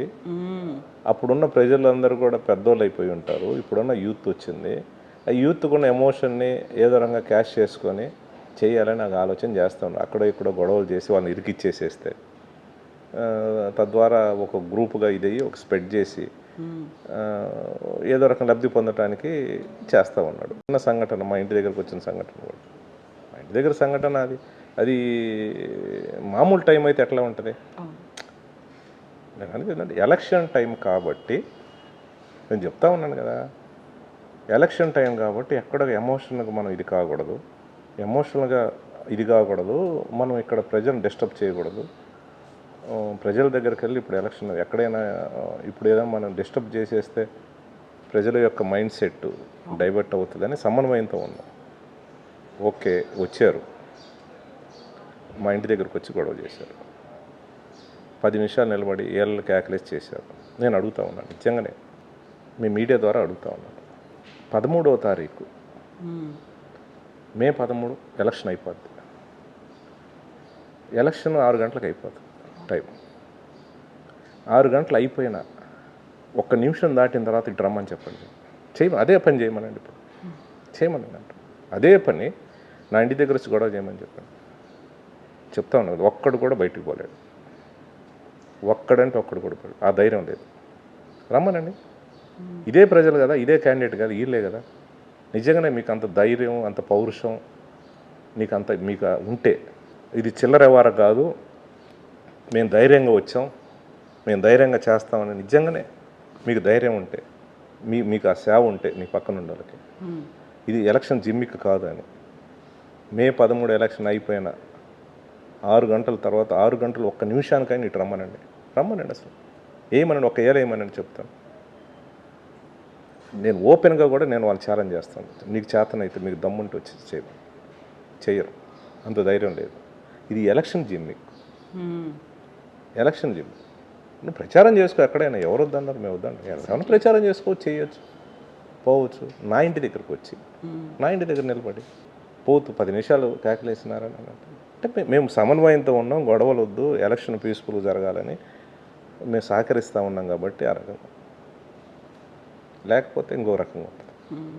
అంటే ఇక్కడ పల్నాడులో ఉండేవాళ్ళు ఎవరు కూడా రాజకీయ అవసరాల కోసం నిజంగానే ఏదన్నా ఇష్యూ వచ్చినప్పుడు, గొడవలు జరిగినప్పుడు నిలబడతారు. ఇప్పుడు అవతలోడు చనిపోయినా, యువతలోడు చనిపోయినా చచ్చిపోవటానికి ఎవరు భయపడరు. అంత ధైర్యంగా నిలబడతారు, చేస్తారు. కానీ ఇలాంటి జిమ్మిక్కులు ఏదైతే ఎలక్షన్ జిమ్మిక్కులు ఇవన్నీ కూడా చంద్రబాబు డైరెక్షన్ ఈ జిమ్మిక్కులు నడుస్తూ ఉన్నాయి. ఈ జిమ్మిక్కులు ఎవరు ప్రజలు హర్షించరు. నేను ఎందుకు చెప్తా ఉన్నానంటే, ఇది ఎలక్షన్ జిమ్మిక్కైనా అవసరమైంది. ఈ జిమ్మిక్ చేయడానికి ఎలక్షన్ దగ్గర ఎవడు రాడు. తర్వాత వస్తే నిజంగా దెబ్బతింటాం మనం, వీడి మాటలు నమ్మి ఎమోషను వీడు ట్రాప్లో పడతామనేది ఎవరు రాడు. భవిష్యత్తు ఏమవుతుంది? ఎస్, నేను చెప్తా ఉన్నాను కదా, నేను మీకు చేతనైతే మే 13 తర్వాత 6 గంటలకు ఎలక్షన్ అయిపోతుంది. అయిపోయిన తర్వాత ఎప్పుడైనా సరే, ఏ నిమిషానికైనా ఎప్పుడైనా రమ్మనండి. అంటే నేను పోవద్దన్నట్లే, వెళ్తారు, రోడ్డు మీద వెళ్తారు, నేనే తప్పనట్లు, ఎవరు ఎక్కడికైనా పోవచ్చు. కానీ ఇలాంటి రెచ్చగొట్టే కార్యక్రమం చేయమనండి. మరి చేసి పెట్టుకోమని సోషల్ మీడియాలో పెట్టుకుని ఏం జరుగుద్దో అంత ధైర్యం ఉందేమో నేను అడుగుతాను. నిజంగానే వాళ్ళకి అట్లా చేస్తే నేను ఒప్పుకుంటా. చాలా ధైర్యవస్తులు, ఎలక్షన్ కోసం కాదు, వీళ్ళు గుండె ధైర్యంతో వచ్చేసినారని నేను వాళ్ళని అభినందిస్తాను. రమ్మనండి చేతనైతే. సో అభివృద్ధి కావాలా, అల్లర్లు కావాలా, డెసిషన్ తీసుకోవాల్సింది ప్రజలే. ఎస్, అంతే. నేను అదే అంటున్నా. ఇప్పుడు మీరు ఎప్పుడో కాదు, 2009 నుంచి ఇప్పటిదాకా చూడండి, ఎవరు సౌమ్యంగా ఉంటున్నారు, ఎవరు గొడవలు దూరంగా ఉంటున్నారు, ఎవరు ఫ్యాక్షనిజాన్ని రెచ్చగొట్టకుండా ఉంటున్నారు, ఎవరు వచ్చిన తర్వాత గొడవలు జరుగుతూ ఉన్నాయి, ఎవరు వచ్చిన ఈ రకమైన చిల్లరి రాజకీయం చేసి రెచ్చగొట్టే కార్యక్రమం చేస్తూ ఉన్నారు. ప్రజలు గమనించమని కోరుతూ ఉన్నాను. మీకు మన ప్రాంతం అభివృద్ధి కావాలా, మన ప్రాంతంలో స్కీములు రావాలా, మన ప్రాంతానికి డెవలప్మెంట్ ఉండి అందరూ బాగుండాలి, ప్రశాంతంగా ఉండాలని కావాలా, లేకపోతే పాత 1999 నుంచి 2003 వరకు ఫ్యాక్షన్ గొడవలు చేసి మడ్డలు జరిగిన ఆ పరిస్థితి మళ్ళీ ఇప్పుడు కావాలా? అందులో అది ప్రజలు గమనించమని కోరుతాము. పెద్దవాళ్ళు కాదు, చాలా చిన్న పిల్లల్ని, 7 ఏళ్ల వయసు ఉన్నటువంటి పిల్లల్ని కూడా చంపినటువంటి రోజులు, అత్యంత కిరాతకంగా క్రూరంగా చంపినటువంటి అలాంటి పరిస్థితులు రావాలా అనేది కూడా డిసైడ్ చేసుకోవాలి కదా. ఎంత దారుణమైన విషయం అంటే, మొరసపంట ఒక విలేజ్లో అప్పుడు కాంగ్రెస్ పార్టీ ఒక ఎస్టీ నాయకుడు, కాంగ్రెస్ పార్టీలో ఉన్న ఎస్టీ నాయకుడు, మాజీ సర్పంచ్ని దారి కాసి ఇతను టైంలోనే, ఇతను ఎమ్మెల్యేగా, ఇల్లమ్మ ఎమ్మెల్యేగా ఉన్న టైంలోనే ఆయన చంపి పక్కనే ఉన్న చిన్న పిల్లగాడు 5 సంవత్సరాలు 6 సంవత్సరాలు ఉన్న కొడుకుని కూడా చంపేశాడు. అంటే ఇలాంటి దుర్మార్గమైన నీచమైన మనస్తత్వం బ్రహ్మానంద రెడ్డిది. ఇది నేనేదో అబద్ధాలు చెప్పడం, ఆన్ రికార్డు, ఇది ఆన్ రికార్డు చంపింది. అప్పుడు మీడియాలో వచ్చినటువంటి ఆ కవరేజ్లో అవన్నీ కూడా అలాగే ఉన్నాయి కదా, ప్రజలకి అసలు వాళ్ళ పార్టీ చేసిన అరాజకాలు అన్నీ ఇన్ని కాదు. అందుకనే ప్రజలు విశ్వసించట్లేదు, ఒక ఓటు కూడా వేసే పరిస్థితి, గెలవట్లేదు. వరుసగా గెలిపిస్తున్నారని అంటే వాళ్ళు గతంలో చేసిన కూడా ఆ ఎస్టీ మొరసపెండ తండాలో ఒక ఎస్టీ నాయకుడిని చంపటం, వాళ్ళ ఒక 5 సంవత్సరాల కొడుకుని చంపడం కానివ్వండి. సర్పంచ్ అనుకుంటాను కదా. ఎస్ సర్పంచ్కి చేశాడు. వాళ్ళ కొడుకు ఇద్దరిని కూడా దారి కాసి చంపటం కానివ్వండి. తర్వాత వాళ్ళ సొంత విలేజ్లో 7 మందిని చంపటం కానివ్వండి. ఆ తర్వాత మాచర్ల టౌన్లో వైశ్య మహిళ ఎవరైతే శ్రీదేవి అనే కుటుంబాన్ని చితికిపోయే పరిస్థితి చేయటంలో మొత్తం తెలుగుదేశం హస్తం ఉంది, తెలుగుదేశం పాత్ర ఉంది. వాళ్ళ కుటుంబం మానసికంగా ఇబ్బంది పెట్టి మల్లికార్జున అనే శ్రీదేవి భర్త హార్ట్ అటాక్ వచ్చి చనిపోవటం, ఏమో సూసైడ్ చేసుకోవటం, మున్సిపల్ చైర్పర్సన్గా ఉంటూ ఇంకా కర్మ కార్యక్రమం అయిపోకముందే ఒక పేపర్ ఇచ్చేసి నువ్వు రిజైన్ చేయమని దేశపై ఒత్తిడి చేసేస్తే ఆమె సూసైడ్ చేసుకుంది. వాళ్ళ కొడుకు ఇప్పుడు అనాథ అయ్యాడు. ఈ చరిత్ర అంతా కూడా తెలుగుదేశం పార్టీకి, వాళ్ళ నాయకుడికి వాళ్ళు చేసిన వరకు ఉంది. ఇవన్నీ కూడా ప్రజలు గమనిస్తూ ఉంటారు. అవన్నీ చెరిగిపోలేదు, ఇంకా గుర్తున్నాయి. ఉంటాయి, అవి ఉంటాయి కదా, చిన్న చిన్న సంఘటనలు కాదు కదా. అయితే 5వసారి కూడా పిన్నెల్లి రామకృష్ణారెడ్డి గారు మాచర్ల ఇది నా అడ్డా అని చెప్పబోతున్నారు. ఖచ్చితంగా 5వసారి గెలుస్తాం. ఇప్పుడు 3,000 కాదు 6,000 కోట్లు గ్రాంట్లు తీసుకొస్తాం, డబుల్ గ్రాంట్ తీసుకొస్తాం, బ్రహ్మాండంగా డెవలప్ చేస్తాం, ఉపాధి చూపిస్తాం, అన్ని రకాల కూడా రైతాంగాన్ని ఆదుకునే కార్యక్రమం చేస్తాం. ఇది మాచర్ల ప్రాంతం అనేది వెనకబడ్డ ప్రాంతం కాదు. మాచర్ల ప్రాంతం అనేది డెవలప్మెంట్ బాగా జరిగింది, డెవలప్ అయిన ప్రాంతం. మాచర్ల ప్రాంతం అనేది ఫ్యాక్షన్ హబ్బు కాదు, ఫ్యాక్షన్ జరగదు. ఫ్యాక్షన్ దూరంగా బ్రహ్మాండంగా ప్రజలు ఉన్నారు, ఎవరి పనులు వాళ్ళు చేసుకుంటున్నారు అనే విధంగా కూడా చెయ్యాలి మా ప్రాంతాన్ని. అదేదో గత ఫ్యాక్షన్ ముద్ర అయితే ఉందో ఆ ముద్రను తుడిపేయాలనేది నా ఆలోచన. ఆ వైపు నుంచే నేను మొదటిసారి ఎమ్మెల్యే దగ్గర నుంచి కూడా పనిచేస్తూ ఉన్నాను. చంద్రబాబు నాయుడు యొక్క దుర్మార్గపు ఆలోచనతోటి, చంద్రబాబు నాయుడు యొక్క రాజకీయ అవసరాల కోసం ఒక దుర్మార్గమైన ఫ్యాక్షనిస్ట్ ముద్ర ఉన్న బ్రహ్మానందరెడ్డిని పంపించి ఇప్పుడు జరిగే చిల్లర రాజకీయాలు, చిల్లర ప్రేరేపణలు ఇవన్నీ చేసి తద్వారా ఏదైతే ఎలక్షన్ కమిషన్లు ఇది సెన్సిటివ్ ఏరియా అని అనుకుంటాం, దానికి ఇంకా బలం చేకూర్చేసి తద్వారా లాభం పొందటానికి ఎంటైర్ తెలుగుదేశం పార్టీ చంద్రబాబు నాయుడు దగ్గర నుంచి బ్రహ్మానంద వరకు ప్రయత్నం చేస్తూ ఉన్నారు. కానీ వాళ్ళు ఏ రకంగా ఇలాంటి రెచ్చగొట్టినా ఏం చేసినా మేము సమన్వయంతో ఉన్నాం. ఒకటి కాదు 2 రోజు ఒకటి జరుగుతూ ఉంది. నిన్న మా సాక్షి విలేకరి పట్టాబ్ అనే సాక్షి విలేకరిని నడుచుకుంటూ పోతూ ఉంటే అతని మీద దాడి చేసిన పరిస్థితి, అది కంప్లైంట్ కూడా ఇచ్చారు, ఎఫ్ఐఆర్ అయింది. ఇవి దేనికి సంకేతం? మా ఇంటి దగ్గర గోళ చేసే పరిస్థితి. మొన్న గుళ్ళపాడు విలేజ్లో మా పార్టీకి సంబంధించిన వ్యక్తి బైక్ తగలబెట్టారు, దేనికి సంకేతం? ఇలాంటివన్నీ చేస్తూ ఉన్నారు. కానీ మనం చాలా ఓపికతో ఉన్నాం, ప్రశాంతంగా ఉండాలి, ఈ గొడవలు వాళ్ళ ఉపయోగం ఉండదు అనే దాని మీద వాళ్ళు ఎక్కడో రెచ్చగొట్టి గొడవలు చేయాలని ప్రయత్నం చేస్తారు. ఎస్ అండి, థ్యాంక్ యూ సో మచ్ అండి. All the best to you. Best wishes Ramakrishna Reddy గారు. Thank you.